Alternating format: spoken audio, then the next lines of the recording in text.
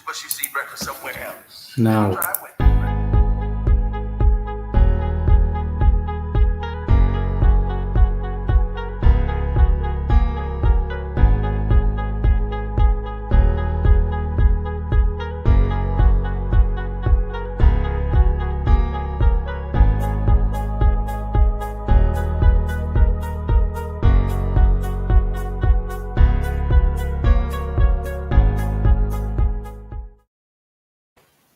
Welcome in, everybody. What's going on? Christian Ballard here, Ballard Sports Media, coming at you live. Another episode this week, second night in a row. BSM Podcast, where we talk sports, life, all kinds of nonsense, too. I could have done a better intro, too. I tried to get some music going for you guys and everything, and I'm just like, screw it. Currently going on American League wildcard game. The Sox and the Yankees, the Red Sox, that is, middle of the 8th.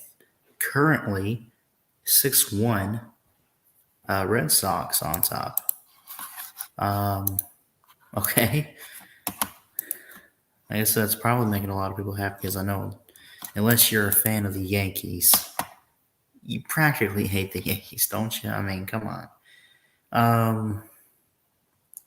Some great matchups upcoming this week in college football. Red River rivalry. Texas is 4-1. Sarkisian's first chance at Lincoln Riley, and a true contender in Oklahoma. Oklahoma, of course, is favored, but the spread is 3.5.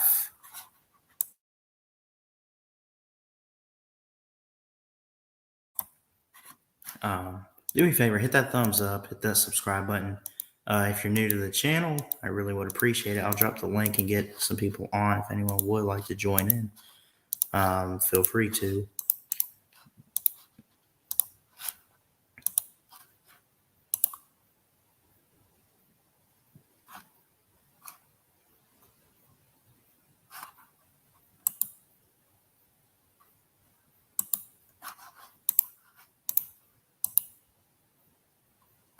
So,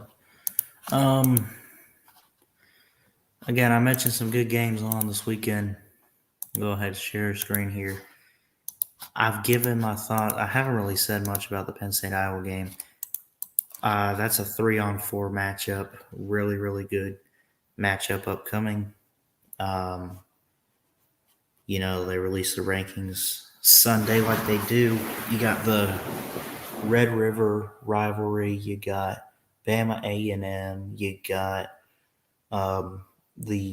Deep South, which I'm just going to stop talking about it and just wait till Saturday because, I picked Auburn to win. There's a really good chance. The spread's only 14.5. Is that too high? I don't think it's too high. I think that's reasonable, but I don't know what it is. I just have a gut feeling Auburn could pull that game off. Don't sleep on a game like this. UAB 3-2. FAU is also 3-2. I'd pick UAB to win this, but similar defenses at least. It seems like FAU has a better,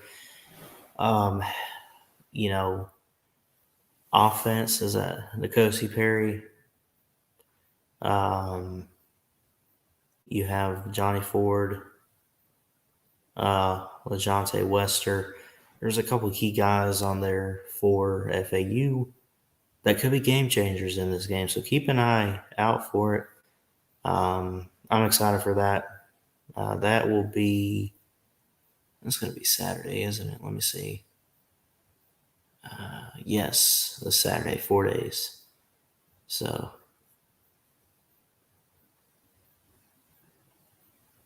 a good Pac-12 game here, 3-2 Stanford against 4-1 Arizona State. So in fact, that reminds me, I want to make a video, maybe get it out this week and maybe look at it because there's such a good variety of teams out there that could make the college football playoff. And if you're saying, oh, well, it's not Bama, it's not Georgia, it's not, who cares, right? I think, in my opinion, right? I mean, there's talk about Cincinnati can make the playoff, right? So you don't have to be Power 5. But if you are FBS Division 1, I think you qualify, right? Let's look at this here. Let's look at some standings. Forget standings exactly, but I mean, would it be Power 5 or Group of 5 plus Notre Dame? I mean, Division 1A is what I'm getting at, right? UCF was literally the only undefeated team. Look here, right, in the American Athletic Conference, the AAC. Remember when UCF in 2017 was the only undefeated team? Ran the table, played a bunch of nobodies, but they were undefeated. They got left out of the playoffs, right? Could they have been put in? For sure. Absolutely. Probably wouldn't have ended very well for them. You still got an undefeated Wake Forest team, which I think is pretty legit. You got a 4-1 NC State team battling for that Atlantic spot. I think the Atlantic division is going to come down to Wake Forest and NC State. You know, let's call it what it is. Clemson's really bad this year. They're already done and out of the playoffs. But let's say Wake Forest ran the table here, right? They got to play Clemson 11th week of the season, their 11th game. They got to go to Clemson. They get some momentum going, right? I think they win their next 4 games. You have Syracuse, Army, Duke, and I think they'd win on the road in Chapel Hill, honestly. Then you have NC State, the team that beat Clemson, by the way. You have at Clemson and at Boston College. It's favorable outside of maybe those 3 games at the end of the year.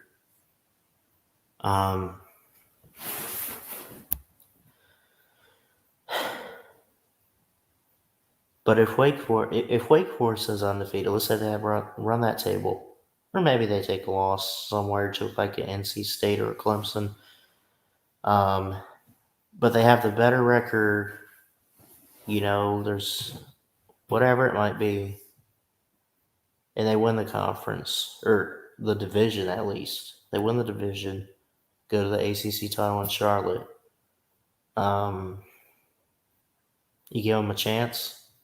If they won the ACC handily over whoever, although it looks like, is that Pitt? I think it'll either be Pitt or Virginia Tech, in my opinion. I mean, would you put them in? Yeah. Otherwise, because I guarantee you, man, Clemson, they're out because they got 2 losses. And quite honestly, I don't know if anybody really sees them winning the Atlantic Division. I'm sorry. Right. But if they did, let's say they only had the 1 loss to... No, let's switch this up. They beat Georgia, okay, in like a similar score, 10-3, 13-7, whatever, low score, crappy game, glad it's over, right? But let's say instead they probably beat that NC State team. Or no, wait, they beat Georgia. They take the loss to NC State. Is there enough with the remaining games for quality schedule? Right? Or NC State beating them, of course. What do? They don't win the division. Take that only loss. They didn't win their division, and their only best win is Georgia. That's it. There's no quality wins in there. They beat Duke, okay. North Carolina, they don't even have actually on the schedule. Florida State, are you kidding me? Louisville, they're okay. Teams like Clemson is in a position we haven't seen them in for a while. and they're down, and they're not going to get back. They're done. But Wake Forest undefeated. Keep your eye on them. NC State at least 4-1. Keep your eye on them. Come to the Big 12. You have Red River Rivalry coming up. I think it is this weekend, if I'm not mistaken. But look at this. Oklahoma 5-0. We expect that, right? I think the Natty's going to be like Oklahoma and Georgia or something like that. They, they haven't beat a ranked team, but Oklahoma's still 5-0. They got one of the better quarterbacks and offenses in the country. Is Spencer Rattler. What's up, Steve Pearson? How you doing?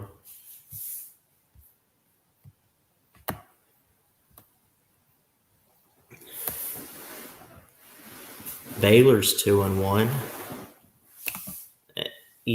That's a team right there that's still kind of alive. Lost at Oklahoma State by 10. Sorry about that. It's not too bad. There's a lot of teams out there that still control their own destiny. There's some that are undefeated where, maybe not so much they control their own destiny, but they better keep it up. There's teams out there.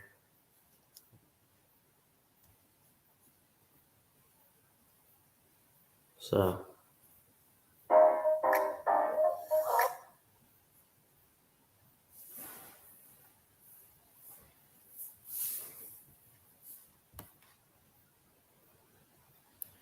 I just think, you have to admit, the variety of teams, I keep saying it, the variety of different teams in college football this year that are ranked that we're not used to seeing is incredible.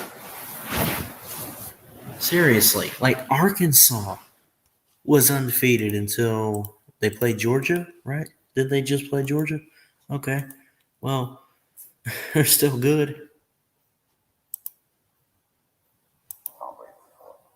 Look, we went against Tom Brady every day in practice defensively. So it's not like we've never seen Tom Brady before. Was the experience of coaching against him in the game any different? Yeah, they're a good football team. He's a great quarterback. Bill Belichick here. Goes without saying. Hey, Bill, I may have missed it. I just got in here early, but what did you see? You've seen Tom Brady, and obviously Tom tonight. Yeah, I think we already covered that. Gotta love Bill Belichick with the press. Will Thorngood, what's up, buddy? Good to see you.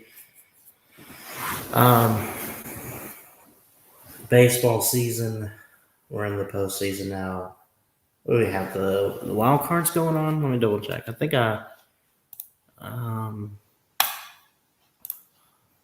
I shared this earlier. Maybe the other day I shared it. I at least posted something about it on Twitter, if I'm not mistaken. Top of the ninth, 6-2, in the AL wildcard game. Red Sox up on the Yankees.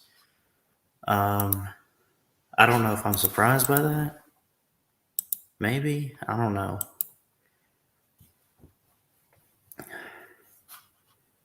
But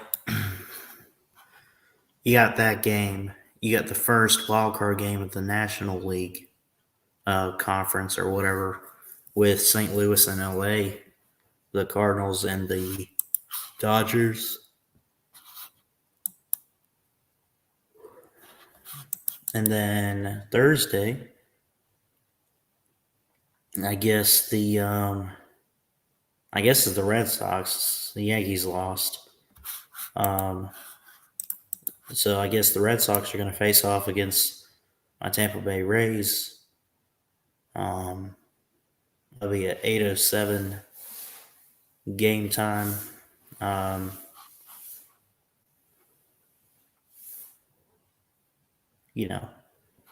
about this? Astros White Sox should be pretty good, I think. And it looks like, too, Shane McClanahan, which I think he's done pretty good for the Rays. You know, he's got a good strikeout percentage or whatever.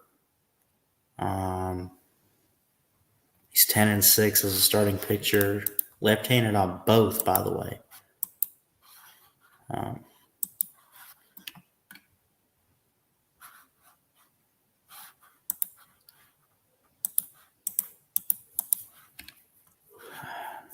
I'm gonna be honest. I know I'm gonna try to do better in 2021 or 22. I'm sorry. What am I thinking? It is 21.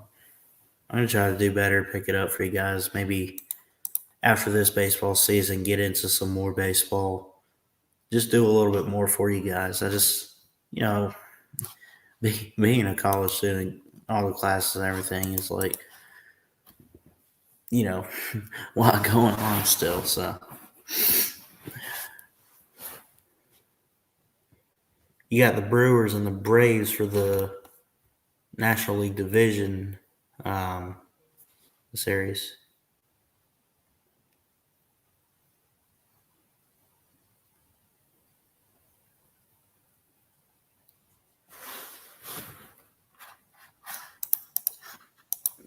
Few arguments last episode. Yeah, man, for sure.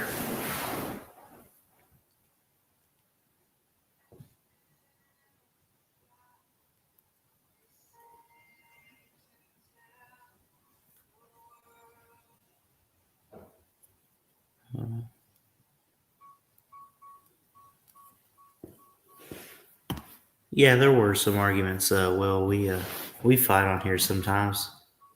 It's funny, but like in a good way. Argument like go head to head a little bit. Like not like I'll kill you or not. It's not like that, but it's like, oh my God, what are you like? For sure.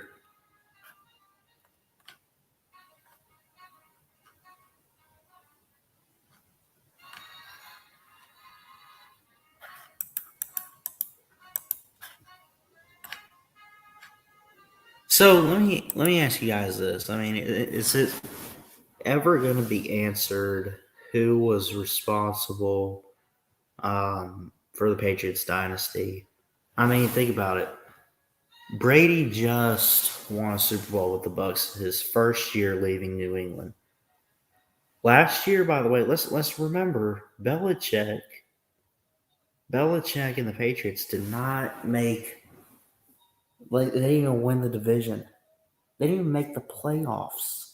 They had Cam Newton at quarterback. Now they got Mac Jones, which I'm pulling for, and I hope he does well. I think he will. Give him some more time. You have this game on Sunday, and Brady went on the road to Foxborough and outright won. Much love and respect for both of the guys, between both of the head coach and Tom Brady, of course. I think, honestly, let's just be real. I think they both were responsible. Brady being the quarterback and leader that he is, and Belichick putting, and drafting and giving Brady the right tools and the right guys. But I mean, he's kind of got some sort of a leg up on him, you know. Just saying.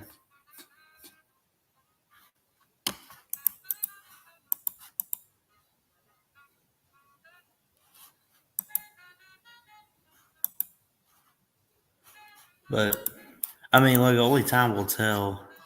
I think, it's like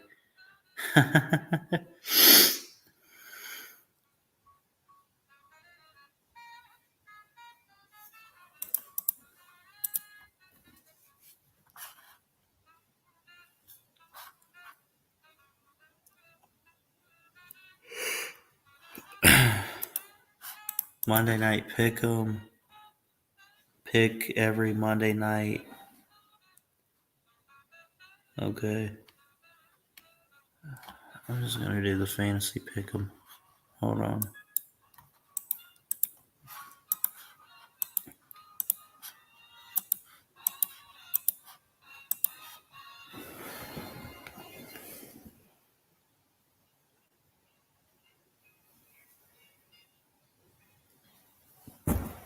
Alright, turn that off.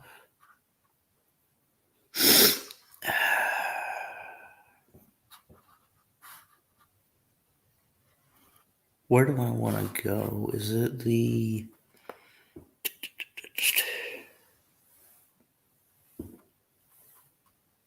pigskin pick'em? Hold on.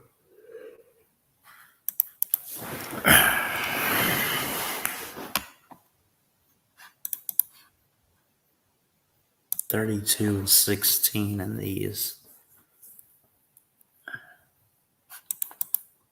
Yeah, this is for the NFL, but we'll get to college after this if I can find it. The Rams and the Seahawks. This is tough, honestly. I like Stafford so far. Rams defense is probably one of the better, probably the best in the NFC, probably one of the best in the league, definitely. I guess I'll go with the Rams here.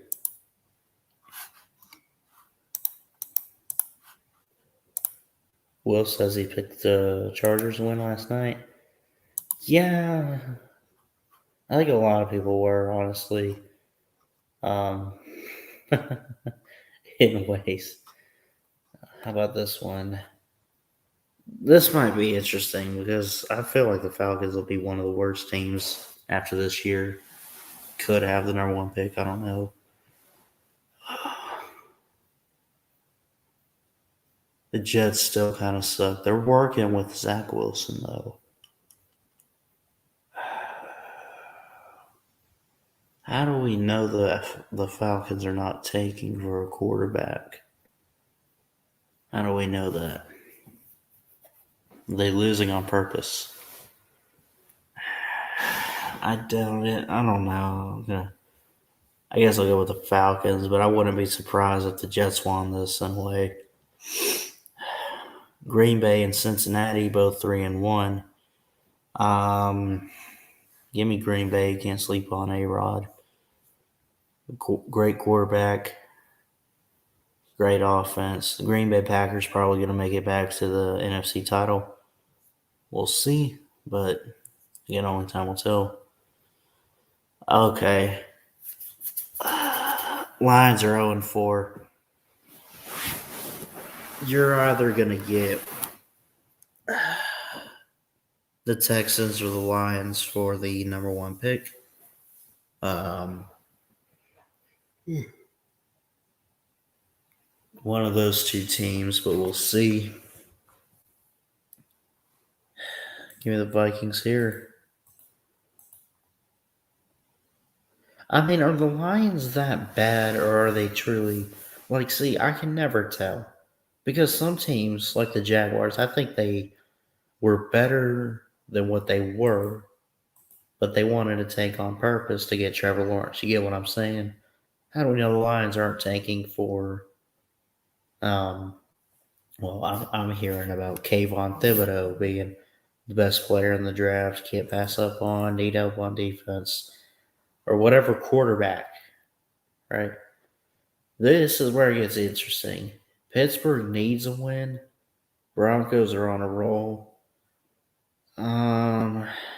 This is tough. Where is this? Let me see where the game is. I'm looking here. It's at Pittsburgh. It's almost 50-50. 1 point spread in favor of Pittsburgh. Their defense hasn't looked too good. They're giving up more points than what the Broncos are scoring on average.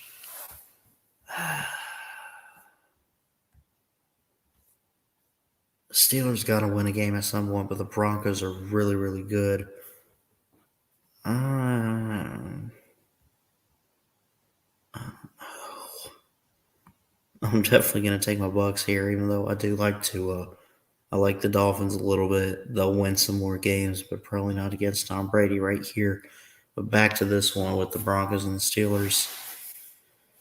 I probably should take the Broncos, but man, there's a part of me that says the Steelers are gonna get it done at home. Oh my gosh.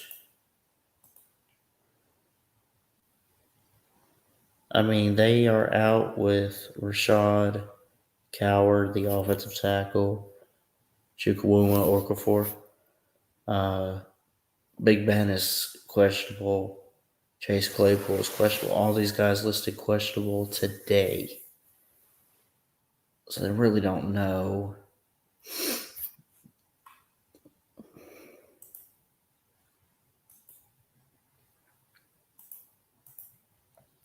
And it's not like the Steelers are a bad team. I don't think they're a bad team. I don't think they don't have talent. They do. It's just some injuries and maybe just some questionable calls. I really don't know what's going on. Oh God, this is so hard. Stress. Okay. Man, there's something that tells me the Steelers will get it done. I want to know though, where is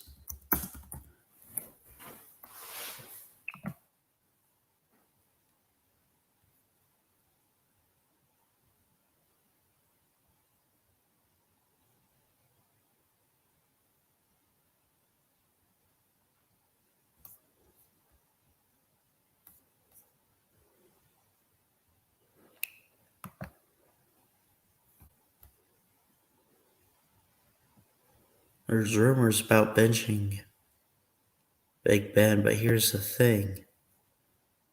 The thing is,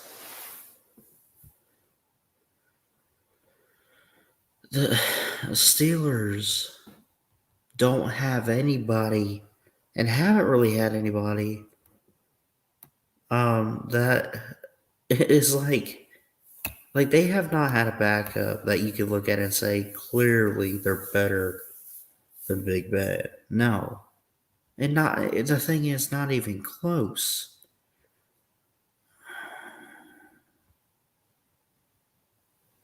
Oh God, this one hurts. This one I don't want to touch.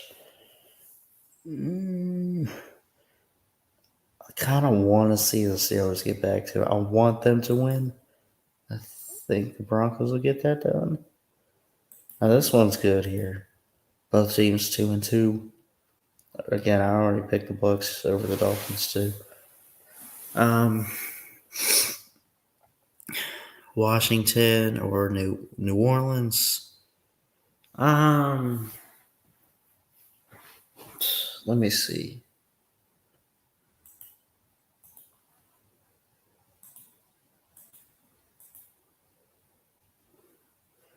Saints with a little bit of a better chance.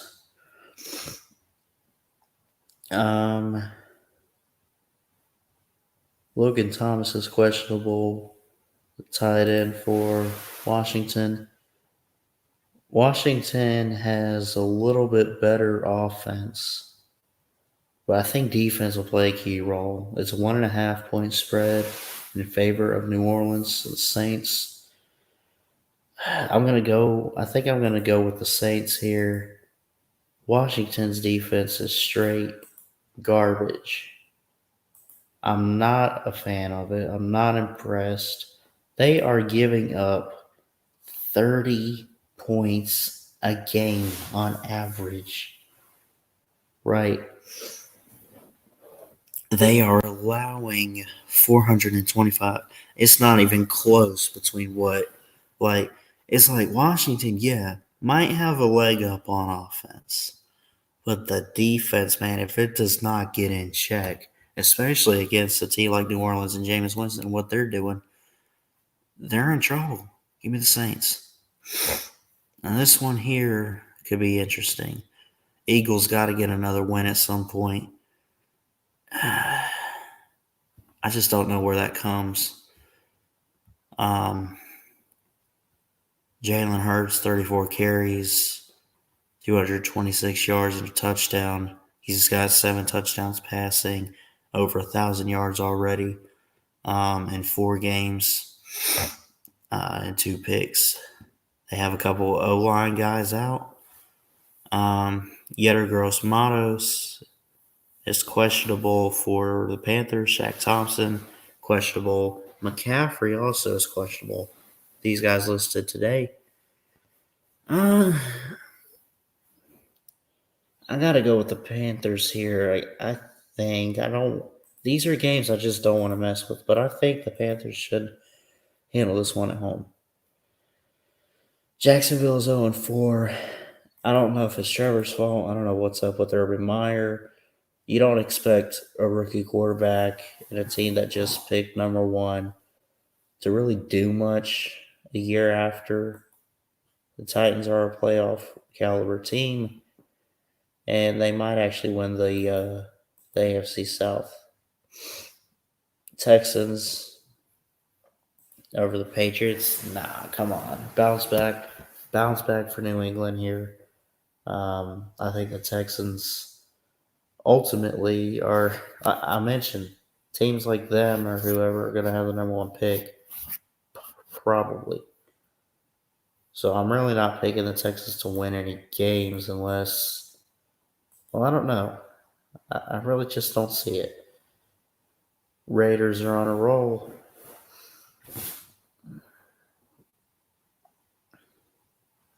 This one's a tough one. This one.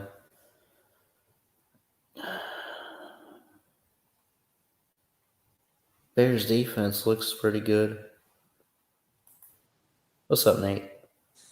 What's up, Ballard? How much, man? What's up, Goose?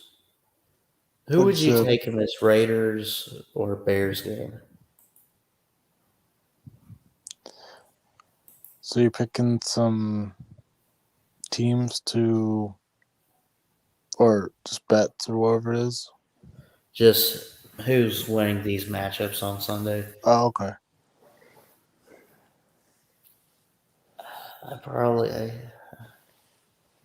Bears are not too bad, but there are some issues.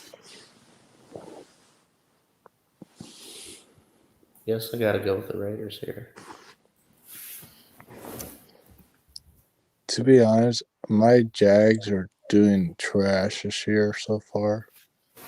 Yeah, they are. Well, they got Trevor Lawrence as quarterback, but here's the thing. Yeah, I know. We didn't expect much. You can never really expect much from a quarterback in his first year, and especially a first-year head coach in Urban Meyer. Mm-hmm. Yeah. I mean, Justin Herbert did good this first year, but it's not often, though.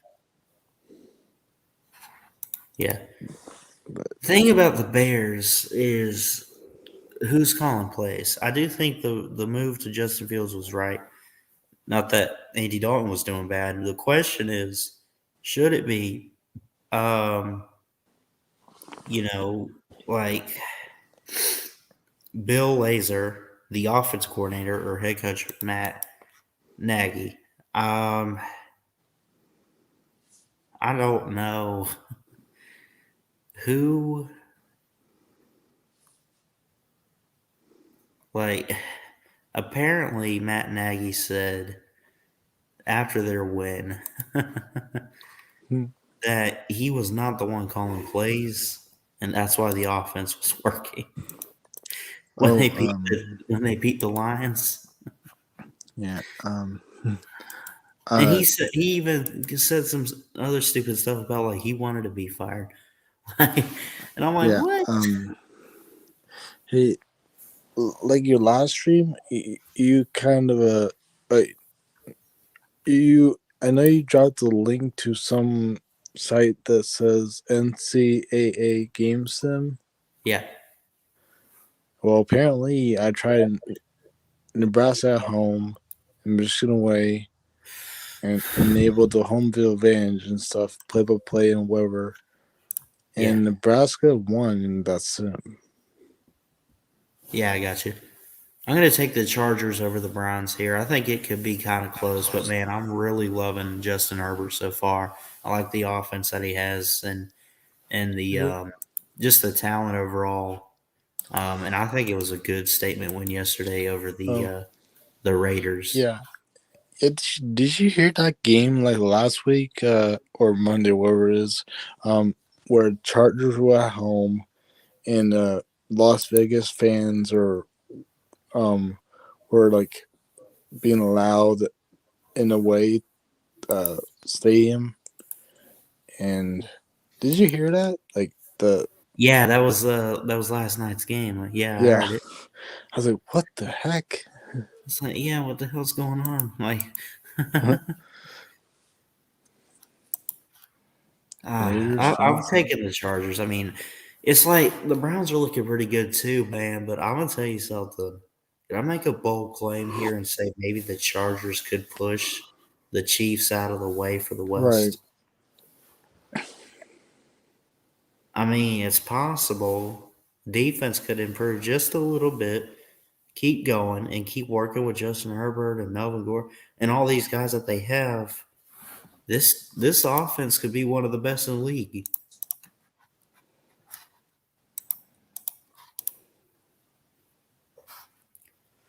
Yeah, they could.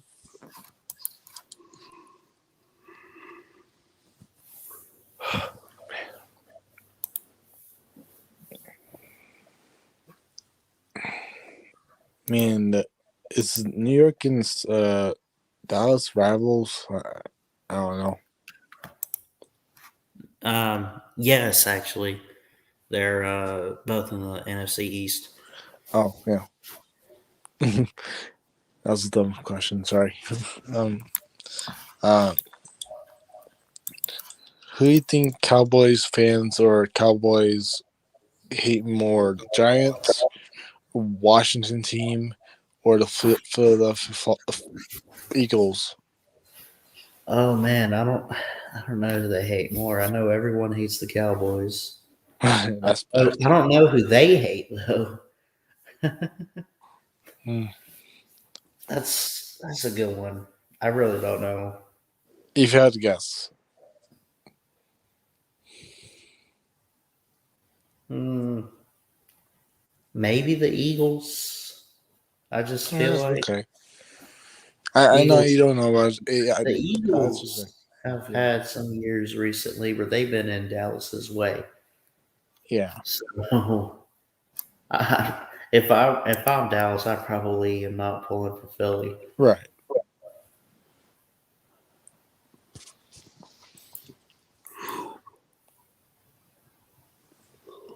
Okay, but I gotta go. 'Cause I just want to say some hello um, and good luck to your tie this week. Yeah. Hope for the best for my Wolverines. Thanks, man. All right. Yep. See ya.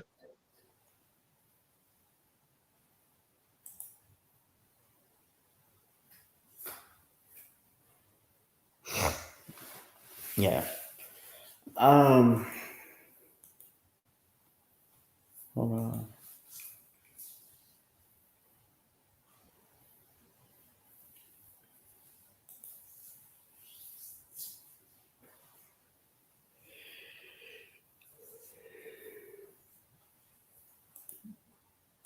I'll keep going through this here. Bounce back win, 42-30 over the Eagles for the Chiefs. They did lose to the Chargers. They got to play the Bills here. I feel like they're going to get some momentum going. They got a home game. I'm going to pick the Chiefs in this one to be safe. Cardinals are on a good roll here. 49ers are looking okay, but not good enough. But Kyler Murray, man, and that offense for the Arizona is looking really, really good. I'm telling you that much right now. DeAndre Hopkins, you got Christian Kirk and AJ Green. I mean, this system and setup that Murray has these offensive weapons to work with is incredible. They're going to have that this week. We're assuming. I don't really think 49ers have figured it out much with Trey Lance, and at the very least, maybe with the rest of the offense, give me the Cardinals here. Lamar Jackson. I'm gonna leave it there. Tiebreaker here, though. Total points scored with the Colts and Ravens.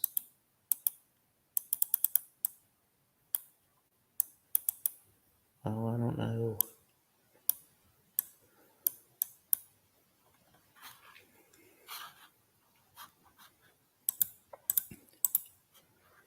Hold on.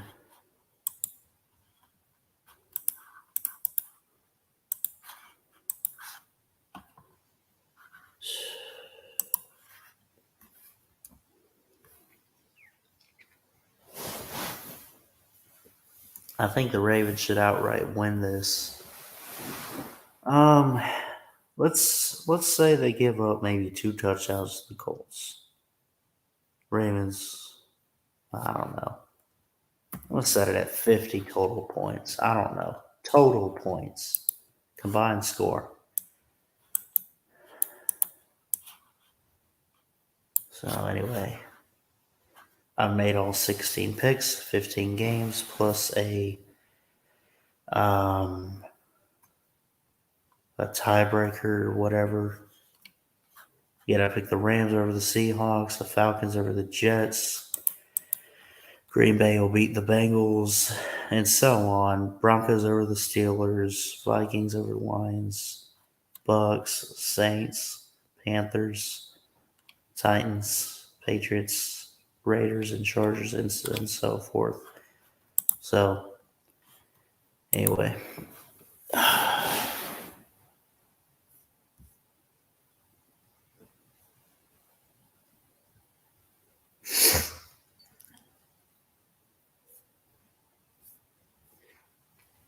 Anyway, I'm just going to be honest with you guys. Getting kind of late and tired, man.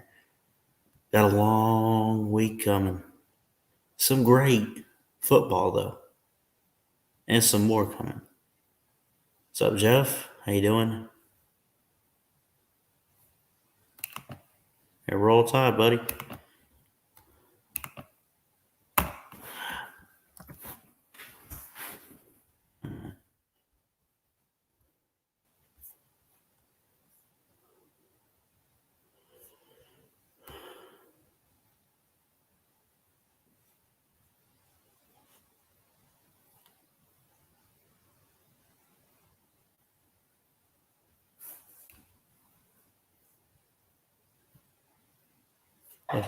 The pitch to Stanton. There it goes. Deep left. It is high. It is far. It is gone out of the ballpark. A Stantonian home run. What? Hold up. Y'all watch and listen to this, please. Look at this. Somebody look at this. I'm not going to, so quit asking.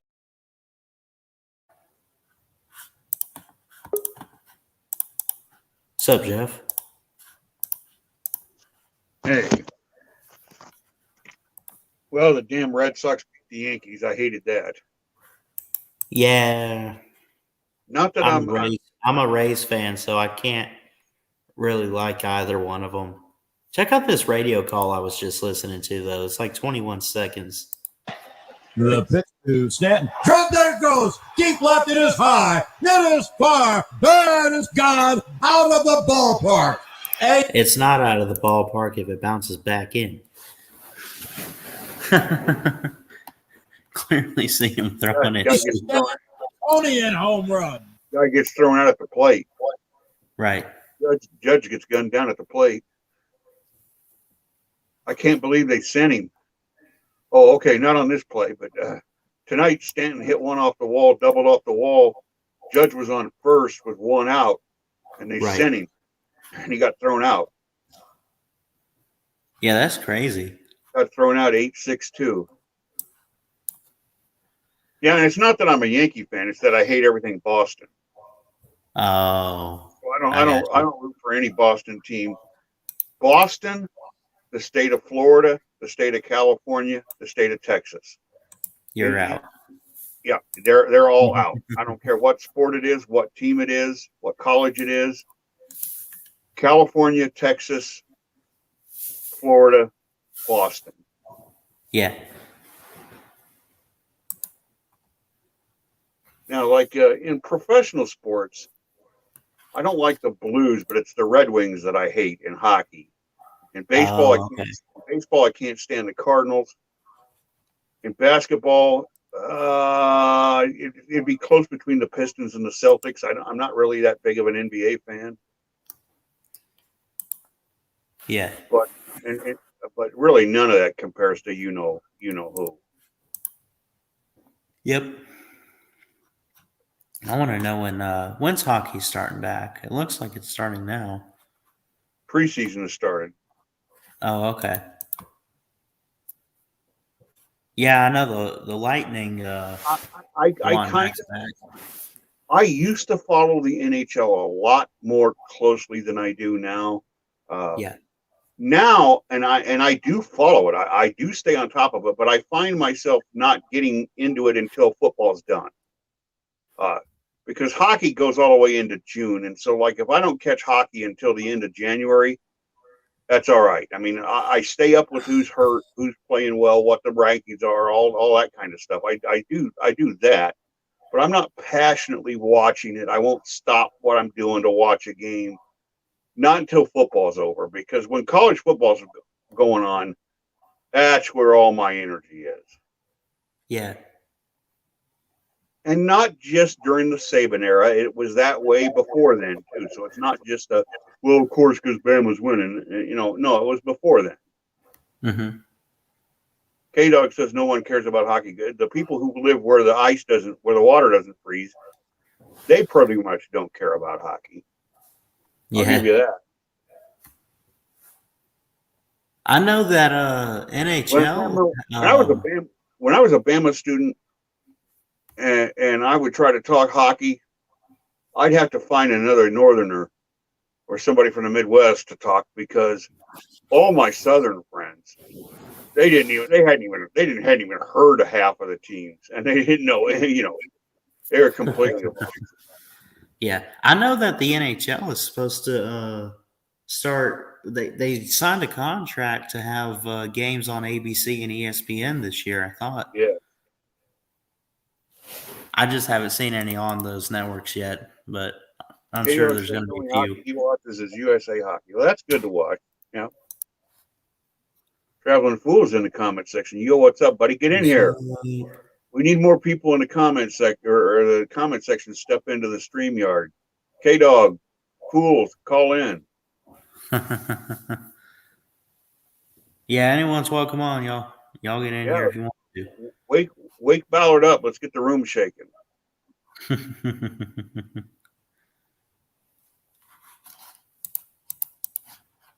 Man, I'm so far behind. I got so many photos to work tonight. It's going to be 3:00 before I get done. Is this from Iowa State?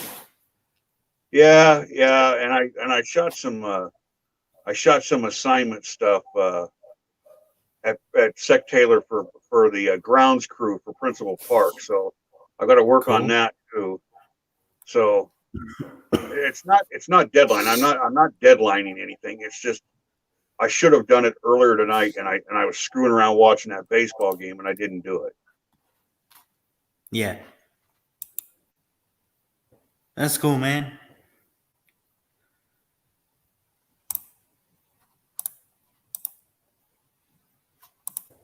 Crimson says me and Maddie ended up meeting after the Ole Miss game. Me and my buddy walked all the way back to his dorm with him, where we happened to be parked. That's cool, man. Glad that you and Maddie Sims were able to meet up. That's cool. You parked way where you parked at Crimson Brave. That didn't exist when I was an Alabama student. All those new honor housing student dorms that are there. There's a 3-block area that's 3 blocks north-south by 2 blocks east-west. That used to all be the grounds of the Bryce Hospital, and none of that was the university owned it, but it's not developed like it is now. So like, Yeah. when I look at a campus map now, I'm like, holy shit, that stuff wasn't even there. Right. Yeah, And they've what definitely. my They're first 2 still years working on stuff. my first 2 years when I lived on campus, I lived as far away from where Sims lives that you could still call it on campus. I mean, completely diagonal from where he lived. If you can picture in your mind, Crimson, where Bryant Denny is, and I'm talking to Crimson in the comment section, so he's going to have to answer by typing. If you can picture this, across the street from Bryant Denny is a 13-story dormitory. It's all freshmen and sophomore girls. That's all that's in there. It's called Tutwiler Hall. Okay. If you go east from there, if you go east from Bryant Denny, right on that same street, and you go 3 blocks, that's Mary Burke Hall, and that's where I lived for my first 2 years before I moved off campus. What's up, Sol Rosenberg? Troll What do you want? Ballard. I know. You want my money? If I'm on kick that guy, or I'm on kick that guy, I know what he did to Celine String. No. Don't trust that guy at all. I'm not. I have nothing to do with Celine String. But I was Get rid of- in the back room, and I was like, no. If I'm in the stream, kick that guy. But what's You up, came Valerie? in here to stop that man. Huh? You came I didn't in come here to stop stop. that man. I'm actually gonna stay on, but I came on because I wanted to come on, and I just finished my head coaching hot seat video of who should be fired and all that. But yeah, that. But I just joined, and how y'all doing? Yeah. All right. Crimson says the friend he went to the game with is a Bama student as well as Matty Sims, but his grandpa gave him season tickets. So I assume they sat in the season tickets and not in the student and what the student guessed. The season tickets could be worse, could be better than a student ticket, depends on where it's at. But if it's his grandpa, it's probably a guy that's had the ticket forever. So he probably had really good seats.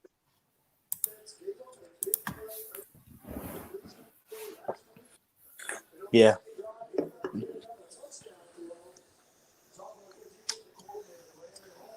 I was talking earlier about Matty Sims living in a part of campus that wasn't developed.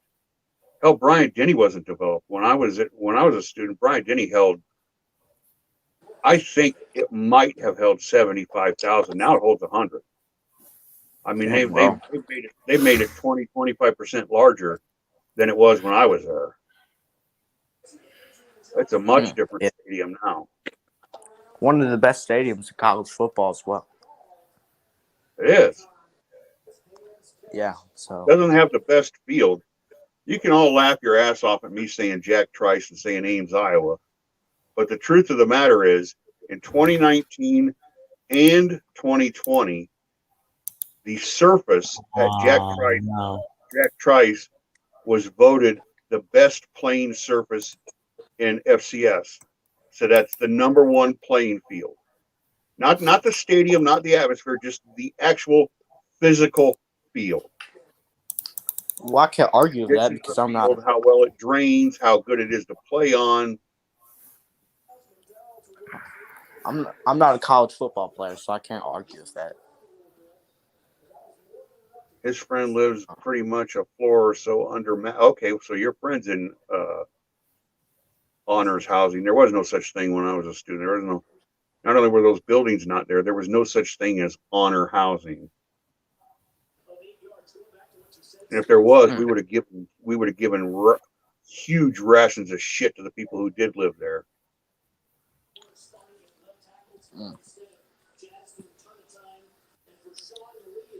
Who do y'all think's winning the Big Ten this year? Penn State or Iowa. That is my matchup for the Big Ten title.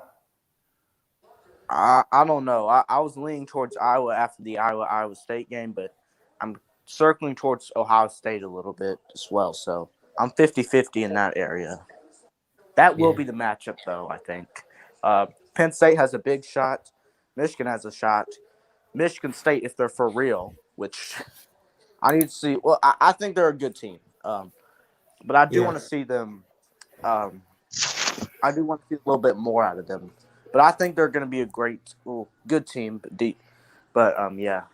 I'll tell you what I think. I have a concern about Ohio State because I see Ohio State this year kind of doing what Oklahoma did last year. Oklahoma had those 2 early losses, one of which was Iowa State. Or, they had that loss to Oregon, and they might real quietly now run off all the rest of their schedule and get to 11-1 and be big trouble in the Big Ten title game. They might, while nobody's paying attention, they might get it all together. They've got the recruits. They've got the talent. The talent is there. There's no doubt about it. All I know is that Iowa's defense this year is on fire. I mean, it's insanely good. I know Georgia's the best defense, but Iowa, they just might have the best. They just might have the best pass defense. Georgia's the best defense? Yeah. But That's fair. Georgia's best defense. But I said Iowa, they might have the best pass defense. And probably the second best overall defense. Well, I've said this numerous times. What Iowa wants to do is they want to serve you a dry ass sandwich and white milk and give you white bread and vanilla ice cream and a piece of white cake, and they want it to be plain and boring and lull you to sleep. And if that's their game, and if they get you playing their game, they're deadly. If they get out of their game, they're very beatable. I mean, yeah, they did pass it a lot against Maryland last week. I know Maryland's a terrible pass defense, but they didn't do terrible there. I saw Iowa 3 weeks in a row. I saw them in week 2, 3, and 4. And now I'm seeing them in week 6. So that's 4 times in 6 weeks I've seen the Hawkeyes in person. And I don't know what's going to happen against Penn State, but they are for real. But what they don't have is they don't have the team speed to play with a Georgia or an Alabama. There's just that gap. Now, if they got Georgia or Alabama into a wrestling match, and it turned into some kind of a physical scrum, and it got to be an ugly, low-scoring game, Iowa could at least hang around. And I'm not saying they'd win, but they'd at least hang around in that kind of a game. But they just don't have. They don't have the up and down the lineup speed or the up and down the lineup athleticism to play with a Alabama or a Georgia. And Alabama is just taking this year and kind of surprising. Surprising? Yeah. Surprising. I mean, we didn't expect we expected them to be good, but man, quite honestly, in my opinion, I think they're looking better than I expected them to be with all the talent they lost. Yeah. God, especially at the quarterback position. It's next year. I wasn't looking for much out of Bama this year. I thought, 11-1 will reach the SEC. I mean, you're not saying that's not much, but I mean, I didn't expect a title run. No, it's not a title run this year. Yeah. I'm still not. I'm not saying that they're on one. It's not this year whose basket I'm putting my eggs in. I've said this until I'm blue in the face.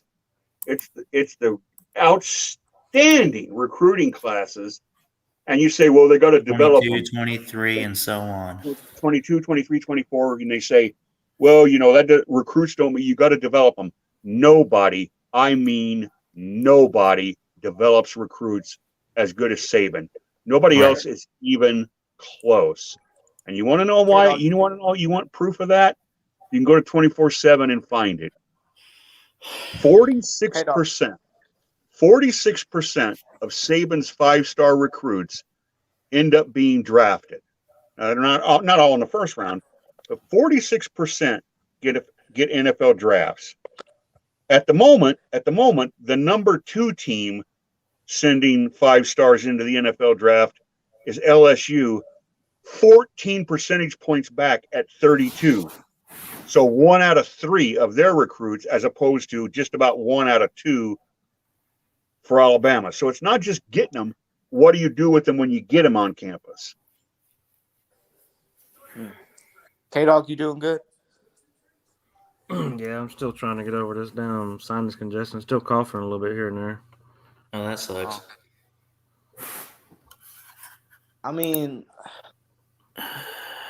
Crimson, if we don't win a nat, well, Bama is not winning a natty, not even making the playoffs this year. Let's say that. Now, well, all right, someone listen. on our schedule. All right, my bad. Go ahead. Oh, well, I was gonna say if Ohio State really is gonna be the Oklahoma last year, and they reached they're the best play, best potential, maybe they might be on Georgia and Alabama's level. You never know. If Like they within really the next year or so. well, I'm saying this year maybe. Honestly, later in the year they might reach the play of Georgia and Alabama, and they might compete with them. So I'm not counting Ohio State out. And everybody laughed last year when Bama drew Notre Dame, and then everybody laughed when it was Ohio State and said, man, they're not even going to stay on the field with us. And they didn't. But and I was confident, very confident in both of those games. But that didn't mean that I wasn't nervous, because anything can happen. And once you get in the playoffs, those teams that are in the playoffs, whether you like to hear this or not, they're not there by accident. They're there because a whole lot of people who pay attention to college football had them ranked, and then the committee looked at them. And, Notre Dame was a damn fine team last year, and they held Alabama to the fewest points Bama scored all year long. Lost to Clemson. They also beat Team. Clemson. Yeah. Oh my God. Well, Clemson's dead now. It's the old adage. Anybody's dangerous. I mean, you got to take everybody seriously, even if it's extremely unlikely. You still better treat them as dangerous. That's why I'm saying to you, Georgia fans, that it would not be a surprise. It'd be an upset, but it wouldn't be a big surprise if you go into Jordan Hare and lay an egg this weekend. Yeah, okay. That's a rivalry game. That's a huge one. That's and not record that, at Jordan Hare. That's not the intensity. 13-3 over the last 16 games against Auburn. I don't think we're scared of Auburn. I mean, Ballard, put it this way. Ballard, why people are so adamantly opposed to what you're saying is, let's say Auburn, you give Auburn a grade. Let's say you give Auburn a 75. Okay. All right. And you say, well, but at home they're 15 better. So they're a 90, okay, because they're playing at home. Georgia is a 100 plus. Whoa. The advantage of playing at home is not going to be enough to make up the talent and experience difference between these two teams. There would have to be a whole insane series. It'd have to be like a Three Stooges skit or something out of Looney Tunes. There'd have to be one insane thing happen after another insane thing happen after an unbelievable bullshit referee call that they always get at home. You'd have to have a whole line of stuff all happen at the same time. I agree with that, but I mean, look, saying that Auburn's going to compete with Georgia because it's at Jordan Hare is like saying that LSU's going to cause trouble with Alabama competing. All right, with let me switch it up for you. Auburn is a really good team. Really? I don't know. They beat LSU by 5 points. I don't know about that. LSU is not a good team, and I get it. Penn State is a good team, but I mean, Penn State really hasn't looked good outside of the Auburn game. I still think Penn State's a good team, but I'm just saying, Auburn. Yeah. I don't think they're a good team. Maybe I'd say 8-4, 7-5, maybe in that range. Auburn barely beat You Georgia got State, didn't a they? you got a score prediction for that Deep South game? Me? Yeah. We'll go 37-3. 37 to oh my god. What? Come on. You cannot say you're going to Jordan Hare and only giving up 3. They 35 have a 10. quarterback. They have defense. All right, I'll give They them 10 have, points. Yeah. Have you seen our defense? I give them 10 points, 7 of them off of Stetson Bennett, pick 6 probably. Stetson Bennett might not tell play. you what, I'll give Georgia the win. But give Auburn 14 and give Georgia like I don't know, 30. How about that? That's okay. I can work with that. Now the 34, 14, that's a little bit. What's I up? think I said 34-13, something like that. Yeah, yeah. I can work with the 13 and 14, and I can work with that. Who's this? This is Dominic. I don't know why he's here. Who's this? Have you seen this guy before? Dominic? Yeah. Okay. I was worried that's another troll. I was like, Georgia. Georgia Like the new look for my OC Ballard? What? A brand new look for my custom Sonic the Hedgehog character, bro. It's the wrong color. Yeah. One of my friends made it for me. Good artist, I tell you. Sonic darker blue than that. God. No, LW said that. Ballard said it when it was 28-0 at halftime. That Georgia and Auburn. I'm gonna make my game prediction for that game. Honestly, if I'm being honest, I have to say Georgia 29, Auburn 20. Oh my God! Wait, what? Yeah, no. 29-20, Georgia wins. Stetson had to throw 2 pick sixes. That is very realistic. That's gotta be off of 2. What do you mean it's very realistic, Ballard? 2 pick sixes, maybe. I mean, that could happen. What do you think I mean? Oh, 9-20. of course. There ain't no way it's going to be 29-20. Absolutely not. That's my prediction, silly. Georgia could give up 20. Well, then you have a bad prediction then, because there's no way. Excuse me? They're playing Bo Nix. No way the defense is giving that much. Just Stetson might give up some on a pick 6 or something. Oh, Ballard, you're so funny. LW said that. He said Ballard said at halftime when it was 28-0, he wishes it'd be closer during the Alabama Ole Miss game. Yeah. Wait, did you really say that, Ballard? Because a lot of people hype this game up. They hyped up the Arkansas game too. Georgia. I agree. I want to beat every opponent by 50, Ballard. These teams are so overrated. They're getting blown out at halftime. Don't even think about saying my Virginia Cavaliers are overrated. See, this is the problem. Instead of saying Georgia and Alabama are better than people thought they were, I think Alabama's good. We're saying that Arkansas and Ole Miss are worse. Arkansas and Ole Miss are still good teams. They're going to finish 9-3 and 10-2. Georgia and Alabama. I agree, but we'll have to find out and see. You never know. That's the problem with some. I agree with you there, Fine. without a doubt. I agree. All that was showing how good Georgia and Alabama were. Is that fair? Yeah, we're a bunch of damn bullies. Yeah. I think that has everything. Go to the principal's office. I mean, Ole Miss It's literally Bama and everybody else in college football. Georgia's Bama, everybody else. Best. I agree with you, Ballard. Bama, everybody else. I agree. Why not Bama? Why not? I'm saying Arkansas and Ole Miss, they're going to finish 9-5. Why not Bama? Well, why not? Everyone's calling for it. Why not Bama?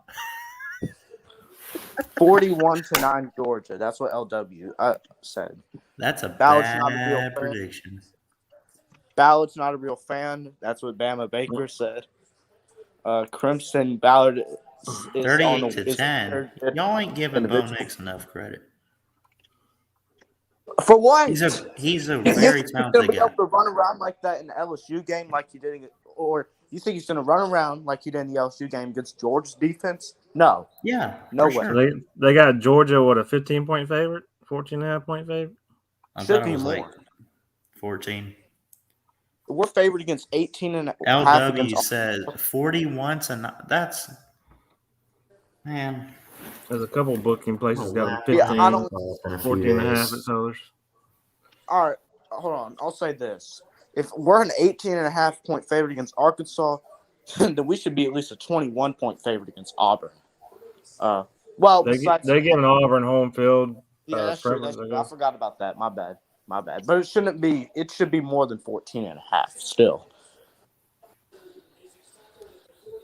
But we did have home field against Arkansas. I forgot about that. Who's Bama got this week? They got Texas A&M. Texas A&M. That's right. Yeah, Missed that's a over. night game. Y'all That's got a night game, and then 17.5-point favorites I don't know. on the road. Should be more. It should. We be also more.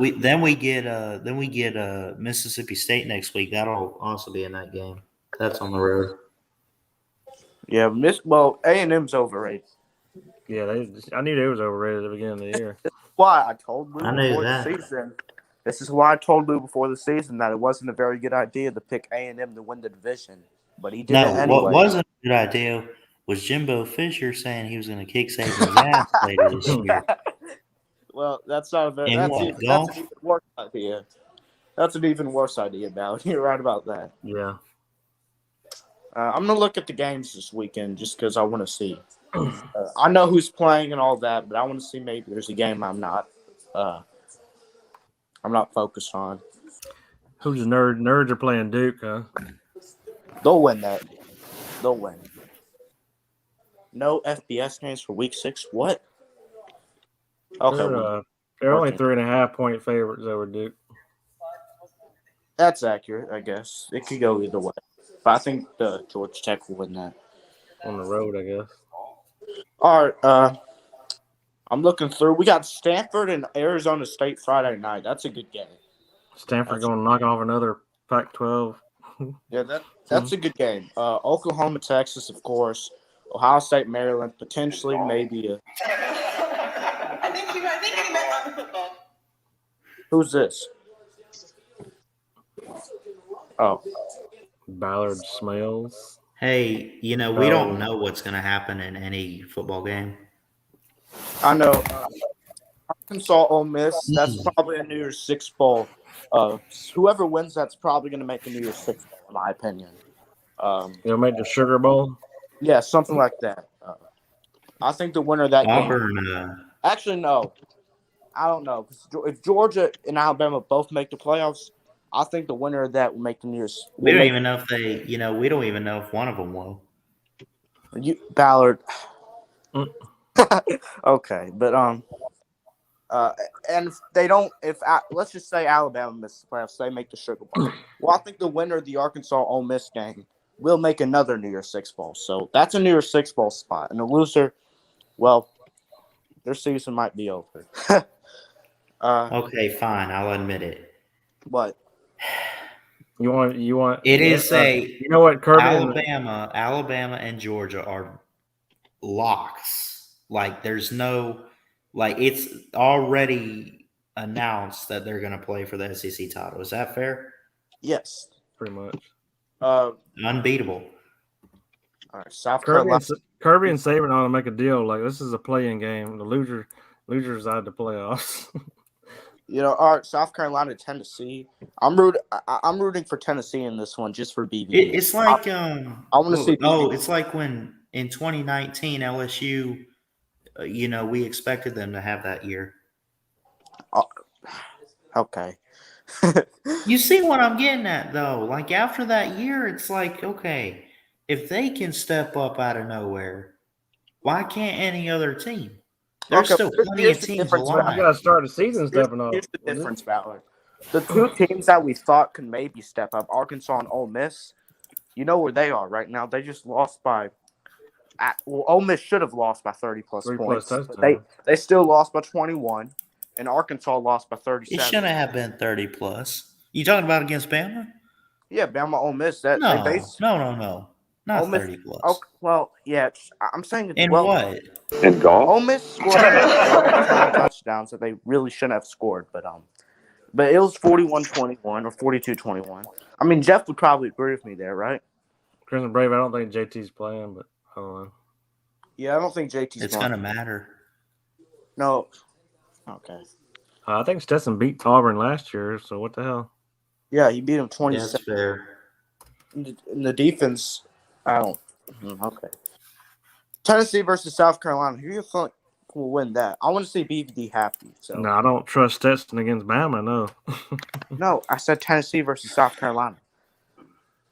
Yeah, but I'm just saying. I'm just telling Ballard about Stetson. You don't trust him against Alabama, but you trust him No.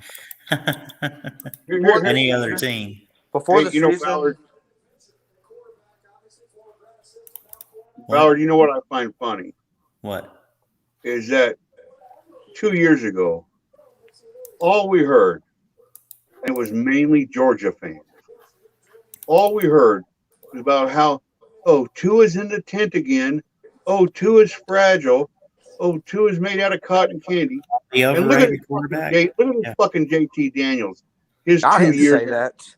His 2 years on campus. He's missed more games than he's appeared in. Yeah, JT. And you're talking about Tua being fragile? I didn't say that. JT is 2.0.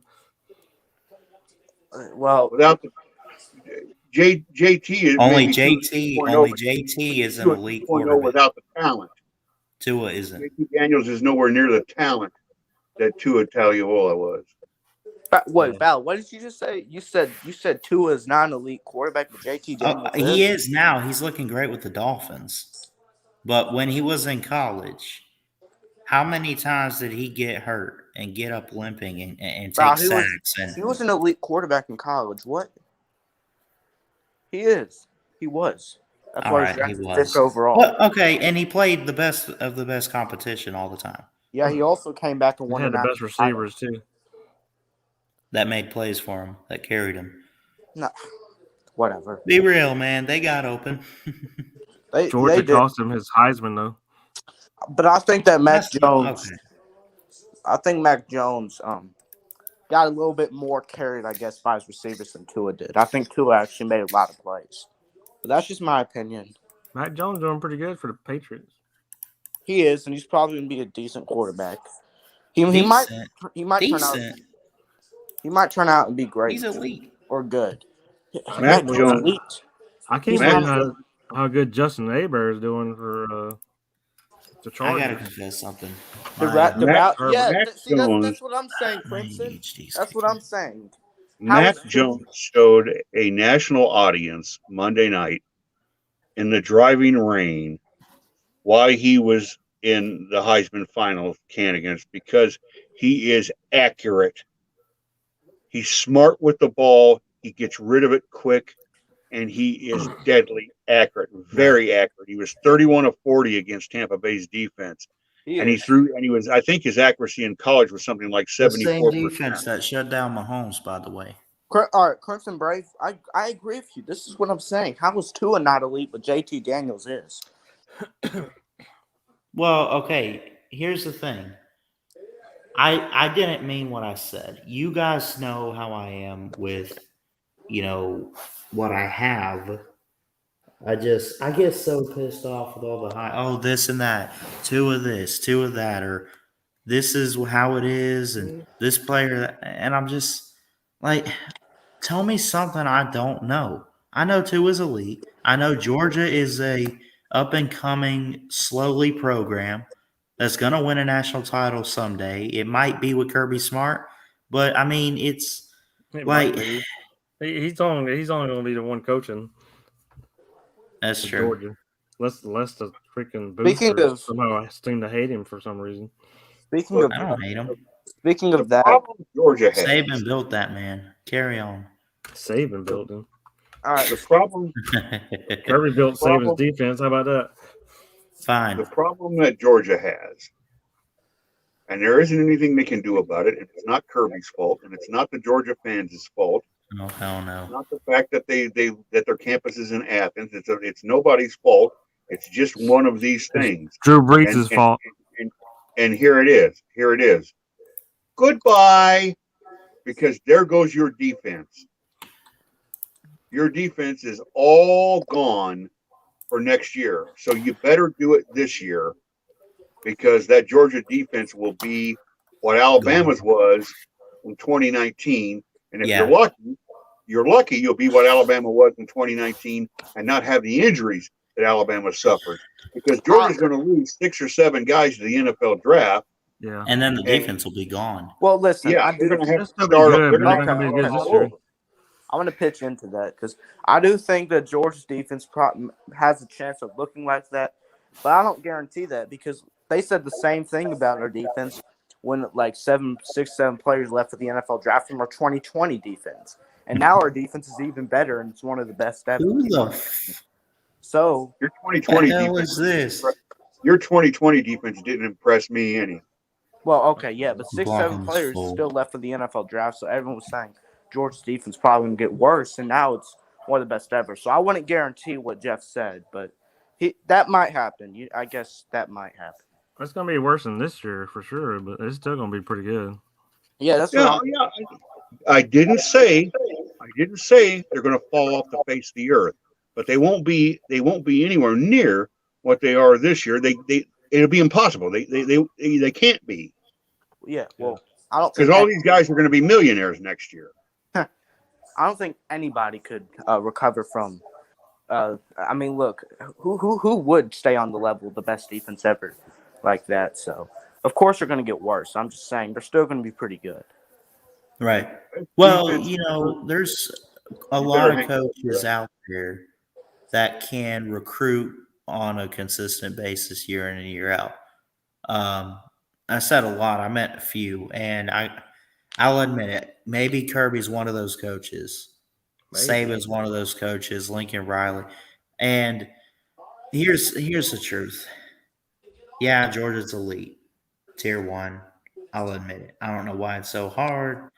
I guess I don't know what it is. I don't really hate Georgia, but man, you Georgia fans are like, y'all are hyped up and excited about it, and I'm like, I mean, Bal, look, you're even hyped up and excited about Georgia. Yeah. People have even been calling you a Georgia fan, so. Who, me? Oh, there's even more Georgia haters now because of it, too. Yeah. Yeah. Yeah, because Ballard, there's a lot of. Well, we're all trolls over here, so I mean. There's even a lot of. Y'all are trolls, and. Brandon, this is going to be hard for me to do, Ballard, especially. I might have to wait. I might have to wait and do it after Sunday because I'm going to have too much fun when we destroy Jimbo Fisher and his big shoot off his mouth. I think we might destroy him too. I think what Bama fans need to do, is just sit back and be quiet and try to do the Saban thing and let the process work next Saturday. And don't give in to the and just build it up. Just build it up Saturday. The Georgia fans have never seen anything like this in their life. They're giddy. They think they've got a legitimate shot at a national championship. They're blowing sunshine out their ass. Well, they're officially. And if I was a Georgia fan, I'd be doing the exact same thing. Well, they do have a legitimate. So what I'd say is, let all these blowhard bags of gas Georgia fans have their fun. Go ahead and tell me about your defense. Tell me about JT Daniels. Tell me about that running game. Go ahead. Here's the thing. They're never going. Talk it up. And talk it up, and then we'll see your ass in Atlanta. Yeah, I'm sorry to mute you. Okay, I just got to say that Georgia is never going to beat Nick Saban. Not Kirby. Sorry. Oh my God, Georgia doesn't have what he takes. He can't beat the man. He was within like 1 or 2 minutes of beating him twice. So you gave me your playoff. Yeah, and then blew a lead in the second half. Okay, Bout. So you gave me your playoff predictions. You said Bama wasn't going to make it. You said Georgia's going to be the 1 seed, but now you're saying Georgia's not ever going to beat Nick Saban. I know you're trolling, Ballard. I know you're trolling. Do you have to beat Nick Saban to make the playoffs? Yes. Well, I don't. Well, okay. You didn't. Well, You not- didn't have to. not this You didn't year. have to do that in 2017. Well, okay. Let me rephrase. We don't have to because we can lose, but we're going to face them in the SEC title. That's what I meant. Why were y'all even in the playoffs? Y'all didn't even win y'all's division. That's what I want to know. That's what I'm saying. Let me ask you this. You have any doubt in your mind?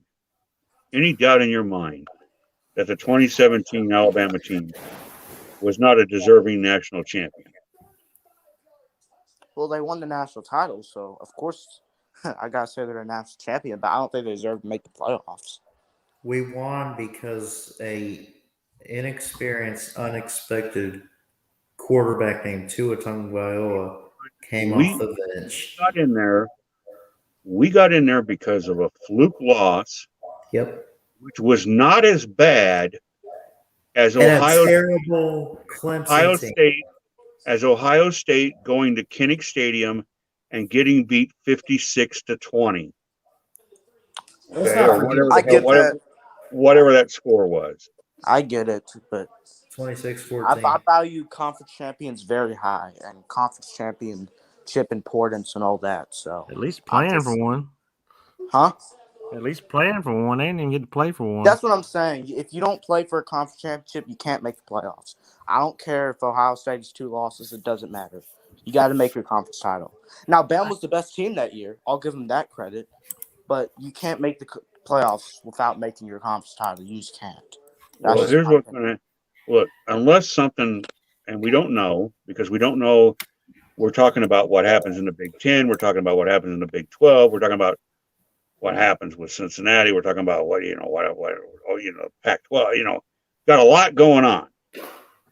But it seems likely, it's more likely than not, and at 87% for one and 86% for the other by FPI, Bama and Georgia are going to both make the playoffs no matter what happens in Atlanta.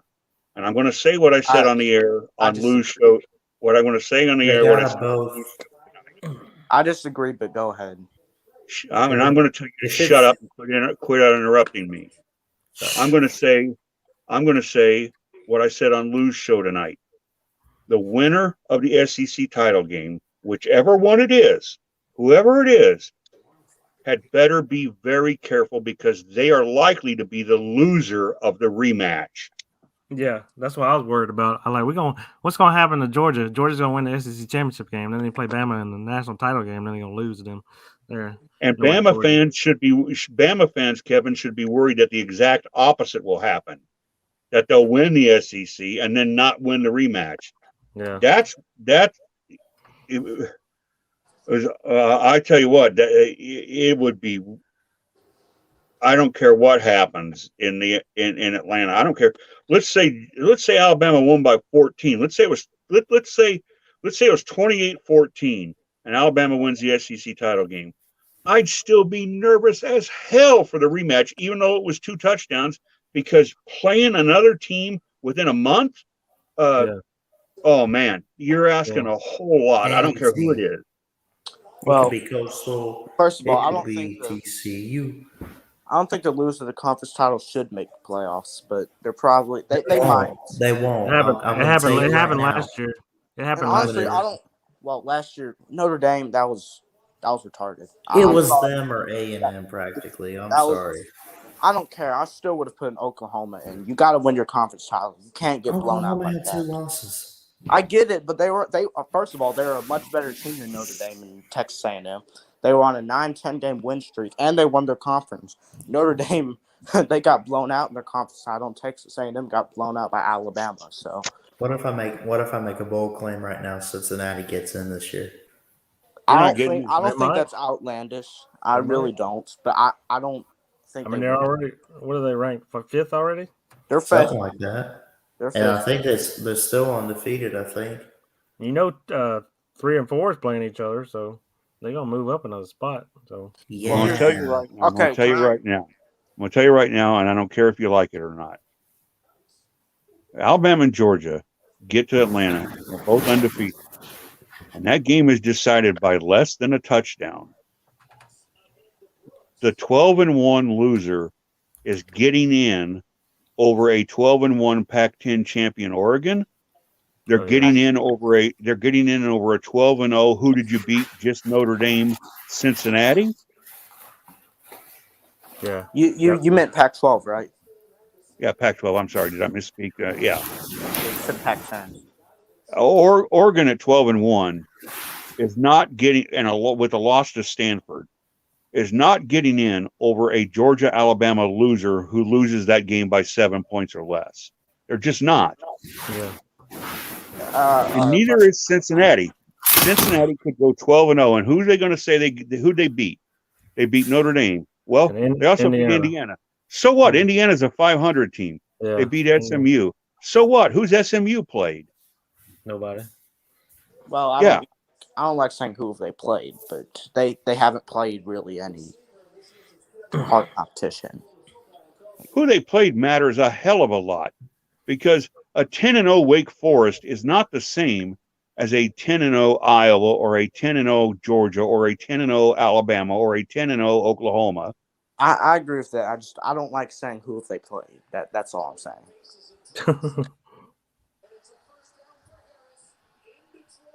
But if I agree with LW. Oregon is likely to lose another game.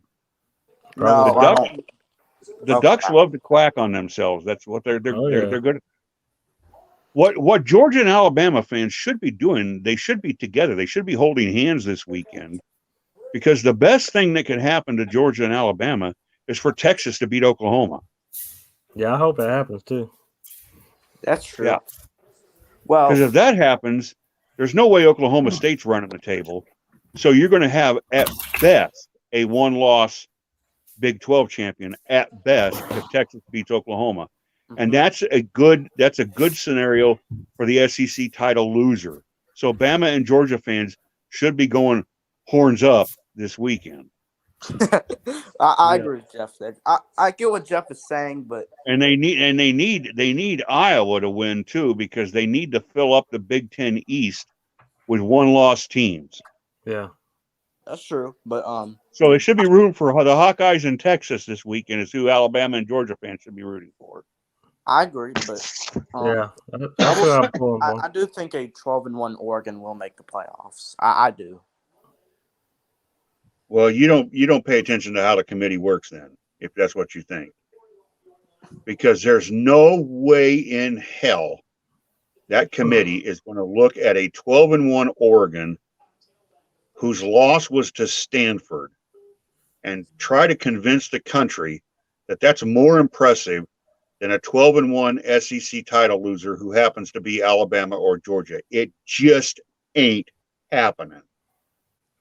Well, yeah, especially if it's a Bama loser. Bama gets more. I think Oregon will be the 4th seed, even over the loser. Because honestly, I don't think the loser is going to keep it a close game. I think one will be ready and one won't be. So that's just my opinion. It'll be competitive. I'm just saying. But yeah, if I had to go with my playoff predictions, I guess 13 Georgia won. I'll go. I really do think I will go 13-0. So I'll put them at 2. Oklahoma will go 12-1. They'll be 3, and I think Oregon will be 12-1. They'll be 4. That's just my opinion. So Oregon still got UCLA, Colorado. I mean, Washington, Oregon State, Washington State, and Utah. I get what Jeff's saying, but I think Oregon's going to make the playoffs as long as they win out. And yeah, I think they're going to slip up again. Well, I disagree, but I do think there's a chance of that happening. So I think you have SEC champion, and then a one-loss Big Ten champion. Might be Ohio State, might be Iowa with one loss, but they become the Big Ten champion anyway. Yeah. At 2, SEC title game loser at 3. And then 4 is a cat fight. Cat fight. I like that word. They might as well just draw straws for Oh, 4. wait, yeah. Now that I think about that, I don't know about Iowa. 13-0. They might lose to Ohio State, but until I make a decision on that, I'm just going to say Iowa's number 2 seed. No, I think Iowa will win the West, but I don't think Iowa will be undefeated. I think I think they'll win the West with a loss, and then we'll see what happens in the Big Ten. That is very fair. That's very fair. There'll be a one-loss Iowa playing a one-loss East champion, and the loser of that game is going to the Rose Bowl. I think that's a very good assessment, although I do think Iowa will at least win the rest of their games on their schedule, especially if they beat Penn State. I think they will, but I'm looking forward to Saturday because I expect it to be an absolutely ugly affair. And it's been a long time since I've enjoyed an ugly football game, so I'm looking forward to it. What time is that game? 3 o'clock.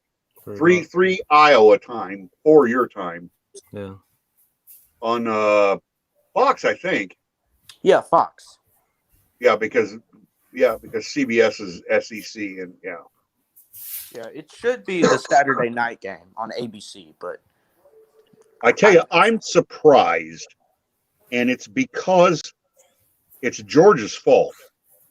If Georgia hadn't beat Arkansas so bad, Iowa's game, the Alabama game might have been at 2:30 or at 11, and we're talking my time now, so add an hour for you guys in the East. And at the prime time game, the 7 o'clock ABC game would have been at Kinnick. But I think what happened was when Alabama and Georgia won the way they did, they had to look. They had to. Where do we want to? So they put Iowa up. At 3 o'clock because I would think, to me, and this is just past experience, and I've been there for a lot of them. Iowa at night is about 2 points better at home than they are during the day. I'd almost give them a field goal between night and day at home. If you look at historically, they're very, very, and I don't know why. I don't know why it is, but for some reason, they are hell to beat at home at night. I don't know why. They just are. A lot of Big Ten teams are. Penn State, especially when it's at Beaver Stadium. I'll tell you one thing about night games at Kinnick. The kids' wave is a lot more fun at night because everybody turns their lights on their phone. So you get all the, you get. Not everybody's holding up their phone, so it's not one phone per person. So it's not 72,000, but it's 30,000 whatever phones. About every other person's got their phone over their head. And what's interesting, what's really cool about it is that the officials and the visiting teams have gotten into the act, and they kind of do stuff now too. Well, that's one of my favorite things in college football. That wave, that's amazing. Colorado State, this went very unreported. I didn't see this anywhere. I know it happened because I talked to the guy in the Iowa City Press Citizen who was going to write about it. But it didn't get any national news. Colorado State's cheerleaders got to the game like 4 hours before. The stadium wasn't even open yet. And completely unannounced, the Colorado State cheerleaders go up to the 12th floor of the Stead Children's Hospital and bring all this Colorado State swag. They brought little kid T-shirts and green and gold pom-poms. They had a big sign that says the Rams love Stead Hospital patients, and they had all this great stuff.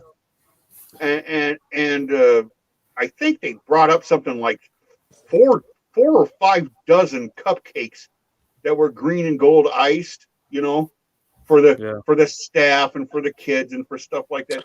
It's completely unreported. Nobody's talking about how cool is that. So the kids are like, Colorado State's our favorite team, our second favorite team now. We still love the Hawkeyes, but this is cool. Nobody's ever done this before. So how cool was that? They did that completely on their own. That's amazing. Yeah. Hey Jeff, I want to That's get one of those. your thoughts. I'm not sure if I brought it up to you yet, but what do you think of? I don't know if you saw the news, but Jace McClellan's out. Yeah. Yep. Seems like for the whole season. Next man, he's done for the year. Yeah. next man up. Every team has that. But I get what Jeff was saying about the SEC championship loser, but I do think a 12-1 Oregon would make the playoffs. That's just my opinion. I think they would. We'll just wait and see. Mm. I'm not saying Jeff is wrong, but I'm just saying the 12-1 They Oregon. might. We might both be right. You might have the SEC teams at 1-3 and Oregon at 4. You know, we might both be right. Oh, that's very true. We don't know. We could have a 2-loss. It's not going to happen in the SEC, but we could quite easily have a 2-loss Big 12, a 2-loss Big 10, a 2-loss Pac-12 champ in some combination. You might have a bunch of 2-loss champions, and then what do you do with Cincinnati? Oh, they're right. because Cincinnati's argument is a lot stronger against a 2-loss conference champion than it is against a 1-loss. Oh, well, I agree with that. But Oklahoma, if they lose one game, that might be a concern for them. They might be out for that. Yeah, especially with their track record in the playoffs. I mean, it's not only that; it's that they're struggling win left and right. They did it Kansas State. They did it versus West Virginia. They've done it every game. Have they won a game over 7 points yet? No, they haven't. Besides the one FCS game, they haven't done it yet. It was against Western Carolina. But other than that, even Tulane. Tulane's been close. Nebraska's been close. West Virginia, Kansas State. So a 1-loss Oklahoma team, that's more concerning than a 1-loss Oregon team, in my opinion. Way more concerning to make the playoffs. But I do think the Big 12 has a little bit of a stronger schedule than the Pac-12. So I do think Oklahoma, maybe that makes up for it. And that's why I do think they'd be the 3 seed. Oregon would be 4. And then Big 10, 2, and the SEC winner 1. But I'm going to tell you what, the party wrecker may be the team that everybody's laughing at right now, Iowa State. Oh. And the reason why I say so is because Iowa State has Oklahoma State coming up on the 23rd, and then they have Texas on the 6th of November and Oklahoma on the 20th of November. And Iowa State could just screw the pooch and mess up everybody's party. They've won 2 in a row against Texas. They've won 2 of the last 5 against Oklahoma. The last 2 times they went to Norman, they beat Baker Mayfield by more than a touchdown, I think it was. They beat Baker Mayfield in his Heisman year, and they lost to Jalen Hurts 42-41 with less than a minute to go when Campbell decided to go for 2 and win the game outright rather than kick the ball and force overtime. Which I do think. So Iowa State can win in Norman, and they can beat Texas. They've done so, I think, 3 of the last 4. I know they beat them twice in a row. I do think that when you're the worst team like Iowa State was against Oklahoma, that you do got to go for 2. I just wanted to bring that up. What's this? Crimson Brave, what's your thoughts on Bryce Young so far? Dennis Wilson says Bryce Young is a joke, a.k.a. Jay Barker. Man, you must, if you're comparing Bryce Young against Jay Barker, who was running with cement shoes on, the best thing I can say about Jay Barker is he completed 7 passes in a national championship game, and it was good enough to win. And he married Sarah Evans. That's where I that right there. That makes him that's greater than anything he ever did. You can't really. Here's the thing: Bryce Young is talented, but I don't think he's truly met his match yet. He's That's played what I'll 5 say. games. What? Oh my! Yeah, What? we need to everybody needs to calm down on Bryce Young. He's played 5 games. Right. That's what I'm saying. I don't think he's bad, but he's not exactly what he was made out to be when he came out of high school. That's what I'm getting at. I don't agree, but He's not ready. Bama, their defensive led. They have a pretty decent offense. It's great, but I'm ready for the next challenge. I'm ready for. I really think. Let's just say Georgia, Alabama for the title in the SEC. That's the match. Okay. An elite defense against what people are saying an elite offense. We'll see what happens. Elite offense, I don't know about that. Well, maybe. If you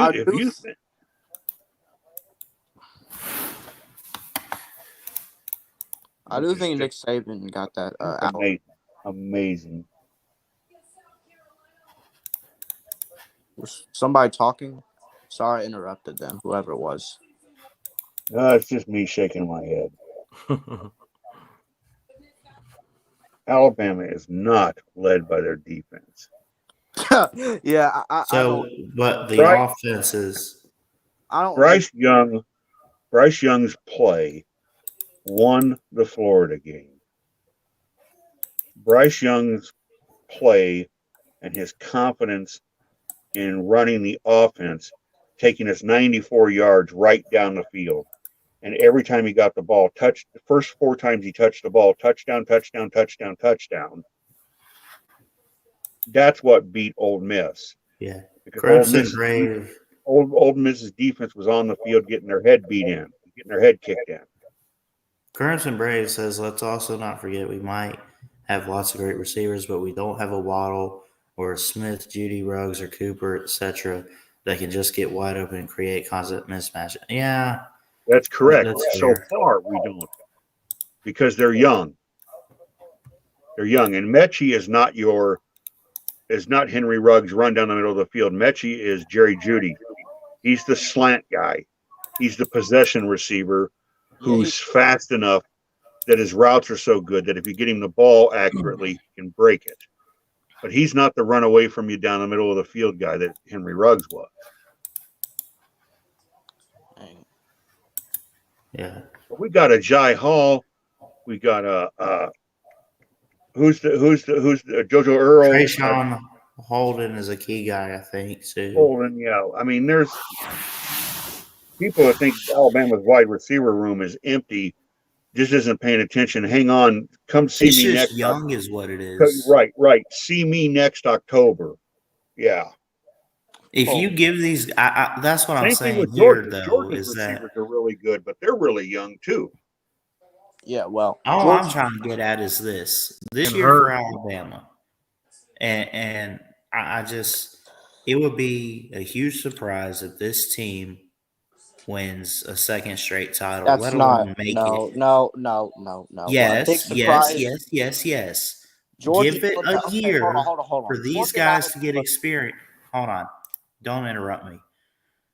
Give it a year for these guys to get experience, and then we'll talk. Because this team looks great, but like Jeff was just saying, I don't think they've truly met their match.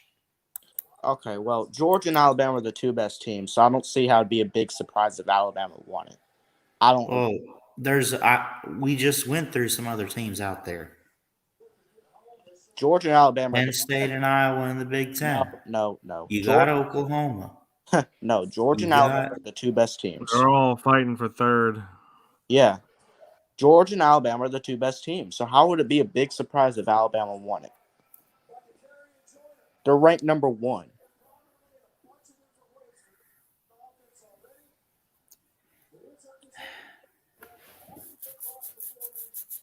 I mean, I'm just saying. Okay, let me ask you this: if we make it to the playoffs, let's say both Georgia and Alabama get in there. Let's say a team like Iowa gets in there, and then and Oklahoma or whoever, right? Is it an automatic win? Like, oh yeah, these guys are it's gonna be Bama, Georgia.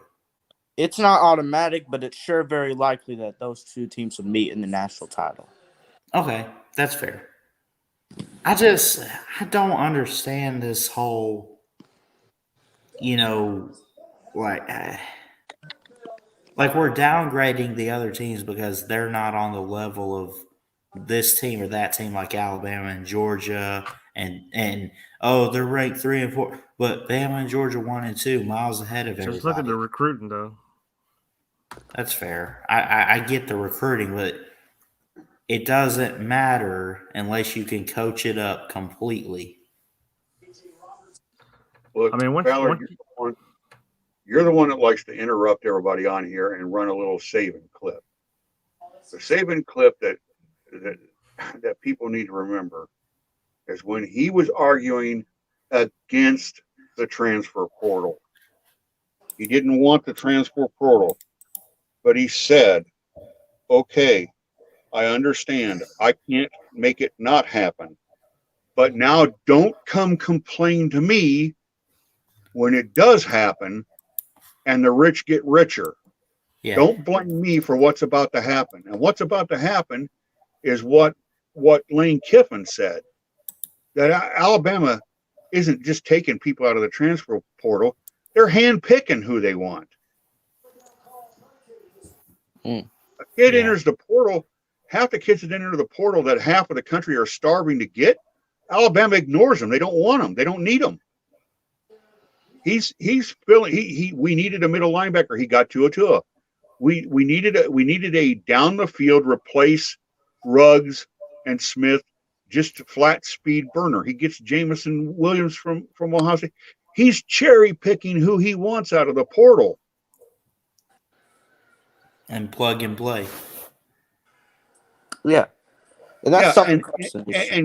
And Kirby is continuing to recruit well, and he's starting to get the players he wants, and that's what's separating. Yeah, and like Traveling Pool says, they're making the kids want to go to the portal. Yeah. Saban warned everybody that this is what was going to happen, and he was right. This is exactly what's happening. Iowa's not where they're at because of the transfer portal. They don't have anybody coming out of the transfer portal. The rich got richer when this happened. Yeah.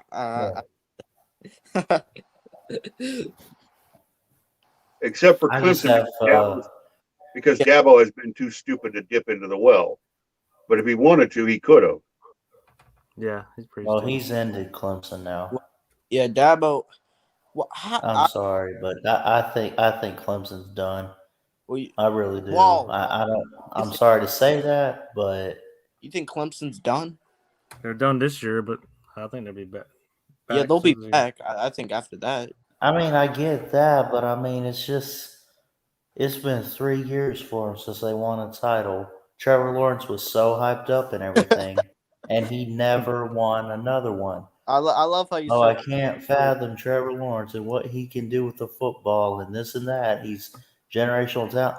Okay, but what else did he really do? I love how you said it's been 3 years since they won a title.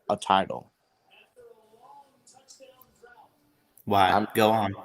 Because I want to hear this. A title 3 years ago probably still means that you're still a good team today. And this year they're not. Tyler, they just appeared in 4 of the last 6 championship games, and they went 2-2.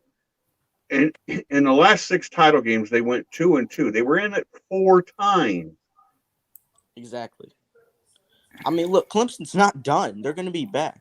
It will be next year. It sure won't be this year, but next year probably not. The year after that's when I think they're probably going to be back. They just need a better quarterback. They missed the playoffs 2 years. You throwing DJ under the bus? Yeah, DJ has not been good. Of course, we're throwing him under the bus. Jeff Webster, stop the bull crap because you love how Bama cherry picks the transfer portal recruiting. I don't think Jeff's wrong. I think Jeff was right. But yeah, I'm not whining about it. I'm just saying this was what was bound to happen. It was bound to happen this way. If you're gonna allow these non-penalty transfers, guess where they're going to end up? Georgia and Alabama. Yeah, It's like super teams in the NBA and stuff like that. They Right, walk yeah, in. yeah. They walk exactly, into. K-Dog, yeah. I mean, I'm not sorry that these guys ended up in Tuscaloosa. Now, that said, if I had my way, none of these guys would be anywhere. The transfer portal wouldn't exist. We'd go back to the way it was before. But if you're going to play, once you set the rules, then don't blame me if we're one of the best at playing by the new set of rules. That's what Saban said, and that's what happened. I mean, and Saban went down to look. Saban went down to the state of Florida, and in the class of 2020, the high school class of 2020, he got the number 1, he got the number 2, and he got the number 3 receivers in the entire state of Florida. He got 1, 2, and 3. Saban has signed more 5-stars from the state of Florida by 24/7. Has signed more 5-stars from the state of Florida since 2016 than Florida State, and Miami combined.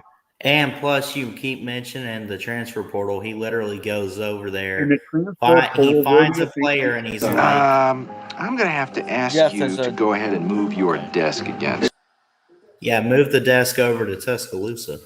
Jeff, has Bring Georgia all your work. Okay. Let's go." Jeff, has Georgia done that as well or no? They're doing it just as well. Oh, yeah. Well, I'm asking if they. There's nothing wrong with what Georgia's recruiting is doing. I'm just talking about what I know that Alabama's done in Florida. I don't know what Georgia's done in Florida. I know that Alabama did what I mentioned. What Florida's done, I don't know. Or what Georgia's done, I don't know. I assume they're cherry picking out of Florida. They probably are. We got Megan, you still got your lips. One advantage that Georgia has over Alabama. One advantage that Georgia has over Alabama is that Alabama is basically Iowa in the South. The states are almost the same size, and they're 3.5 million people. Georgia is 11 million people. It's Illinois. It's Illinois without Chicago. So there's almost 4 times, well, at least 3 times as many people in Georgia as there is in the state of Alabama. And so therefore Georgia is going to produce a much richer high school crop. And that gives Kirby more to say, stay at home. Now, Georgia just went after this 4-star defensive tackle who went to Alabama and told his local newspaper the reason why he was leaving Georgia is because he wanted rings. Okay, buddy. But in-state recruiting wise, as far as like my home state, that's a huge advantage for Kirby over Saban. Well, okay. Georgia's high school talent is top 5 in the nation, so that's another advantage as well. It's always been that way. Oh, yes. Absolutely. Yeah. I'm not doubting that. I'm saying that's a great advantage for the Bulldogs. They've got a lot of talent right there at home. And that's why you got California, Texas, Georgia, and Florida, like most of the talent, right? And that's why I say that Georgia and Ohio. Yep, and that's pretty much That's why I say even a mediocre coach would probably still win 8-9 games at Georgia, and probably wouldn't do the same for Alabama because he has so much high school talent in the state of Georgia. That's why I've always said that. Yeah, he just needs to keep the kids he wants. He needs to keep 4 out of 5 of them home. He's got to pick the right quarterbacks. That's his problem.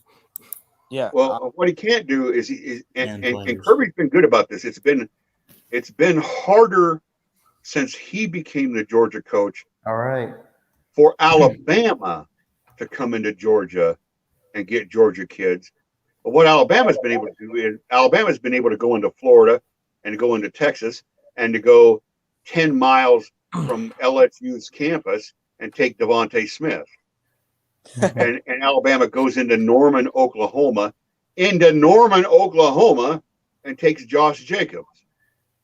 And Alabama comes up to Cedar Rapids, Iowa, a half-hour drive from Iowa City, and gets Ross Piersbacher, who's a 3-time All-American and a 2-time national champion on the offensive line. I mean, yeah, well, yeah, you're right. Georgia needs to take a step further and do that. But they have trouble going into Georgia because Kirby is drawing the curtain tighter each year on the Georgia kids. Yeah. Well, Georgia's been able to go in Florida as well, but Alabama has right. Too. But like Jeff was saying, go to Iowa and pick up a guy like Piersbacher from a few years ago. Like Alabama's literally trying to go all over the country with this, and I really think that if Georgia, and I think they could, and if Kirby just wants to stay in the state of Georgia or Florida or whatever, I would understand that, but like, man. If he really wants, like he is a Saban wannabe, right? Just be honest. He wants to beat Nick Saban. Can he? Maybe. But man, take it a step further with your recruiting and go after these recruits. Take some trips. Well, and visit with these. Here's what to think. Here's what to think about. You're a high school recruit, okay? You're Joe Smith. You're a high school recruit, and you're sitting at your dining room table, and your mom and your grandma's there, your dad's there, and Nick Saban comes in, and on one finger he's got his wedding ring, and on the other finger he's got his Kent State class ring because he's a Kent State alum, okay? His other 6 fingers have Alabama national championship ring on them. And he looks across the table and says, son, we'd like you to come to Tuscaloosa. He's not wearing his LSU ring either. You might as well have that one on just to show, hey, I did pass Bear Bryant. Well, this is what I'd say about Nick Saban. I mean, what when you see that kind of bling, you're like, and then he tells you this. Then he says, just as a reminder, if you throw out my 7-5 first year, I've had 11 more NFL first round draft choices than losses since 2008. Think about that. I've had 11 more first round draft choices than total losses in the last 14 years. Wow. Well, that's how you get the kid. That's how you get the kid that lives within sight of the stadium lights at Death Valley to not go to LSU and to come to Tuscaloosa. That's just very, very hard to recruit against. Now, what's going to happen is eventually what happened to Bobby Bowden, what was happening to Paterno before the scandal, it was already starting to happen. They're getting and old. That is Father Time. Because Kirby will be able to say to recruits, Jimbo will be able to say to recruits, these other coaches, Ryan Day will be able to say to recruits, it's 2025. Saban's going to retire in 2 or 3 years, or he's going to be 78 or whatever.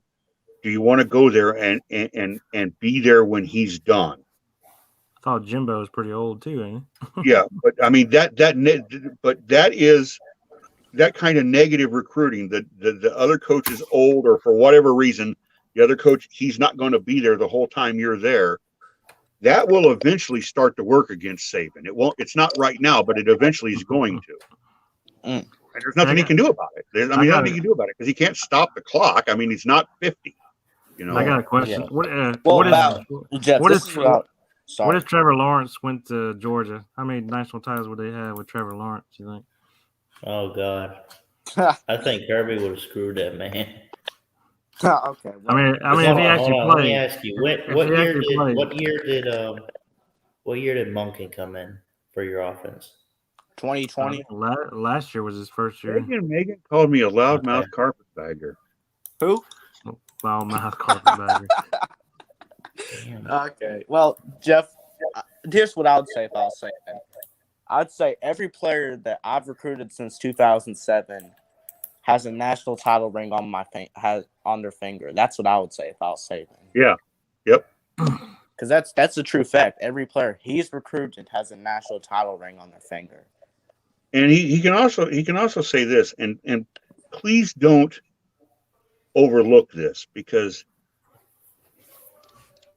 there's 85 kids who have a scholarship at Alabama. Okay. And last year, 10 of them got a phone call from the NFL, and 5 or 6 more tried to make it as a free agent. Okay. Most of these kids, the huge majority of these young men, are not going to make a living playing professional football. Okay. And their moms and dads and grandmas and grandpas know it. And one of the things that has helped Saban is that his kids are graduating at a really high rate. And the juniors that leave early, Clinton Dix, Derrick Henry, Amari Cooper, Jehuda, they all come back and get their degrees because they promised their grandma or their grandpa, or they promised the coach they'd come back and get their degrees. That matters to families. I guarantee you. I see it at Iowa and Iowa State, who are sending nobody to the NFL. Getting that degree is huge to almost every single one of these kids. Yeah. Well, listen, guys, it's past midnight here. I'm going to cut the stream off and get some sleep. Got some stuff to take care of tomorrow. If you're gonna leave YouTube, I'll keep it open. I'll keep it open for you guys, but I'll get in here, Maddie. Get in here, Maddie, before Ballard leaves. Maddie, get in here. Oh, I got one person. I want Slim Shady to come in, and he probably won't come in tonight, but he's been hiding ever since Miami's lost to Virginia. So I want to see him again. He's been on the morning show. Well, yeah, he's been around. Slim's been around. Oh, okay. Well, my bad. He hasn't been on here though. You should have asked Dennis Wilson to come in. He's a Miami fan. Yeah, Maddie, you're traveling and begging you guys before Ballard leaves YouTube. You need to hit the link and get in here. Otherwise, it's going to go ubu, and we won't be able to talk. Yeah, Dennis Wilson also has a lot of things to say to Jeff. So because of that, you probably need to come in here and say it to his face. He's just trolling me. I got no problem with Dennis. He didn't make me mad. He's just trolling. That's good fun. Yeah. Megan said, Jeff, how'd you end up in Dixieland for an education? Real quick. I'll try to do it in 30. I'll try to do it as quick as I can. My parents divorced in 1978 when I was 12 years old. My dad moved to Tuscaloosa, Alabama, 3 blocks off of their campus. His next door neighbor was an old assistant secondary coach for Bear Bryant and was running the Alumni Association. I would go visit my dad in the summer and on spring breaks and ride my bike over and watch the spring and summer practices for the Crimson Tide. When it came time to go to college, I wanted to go to DePaul in Chicago. Couldn't afford it. Was going to go to Eastern Illinois, but because of connections in Tuscaloosa, I got scholarship offers, and so that I ended up at Alabama. That's how it happened. Cool. All right, I'm gonna pretty much end this. We got at least 6 people. All right, here. hey, good. People come in. Yeah, like Maddie says, What's it to you? What's going on, guys? We got L-Dub in and who? We got L-Dub and who's CB? Is that Crimson Brave? Yeah. It's a Georgia now stream now. We got all Georgia and Alabama fans. Yeah. Now it's barking elephants. Barking elephants now. Everyone, do me a favor, hit that thumbs up, hit the subscribe button. Love you guys. Have a good one, and roll Tide. Well, Maddie Sims didn't join. Right? What's it to you? Okay. Roll down Tide. Yeah. Well. Staying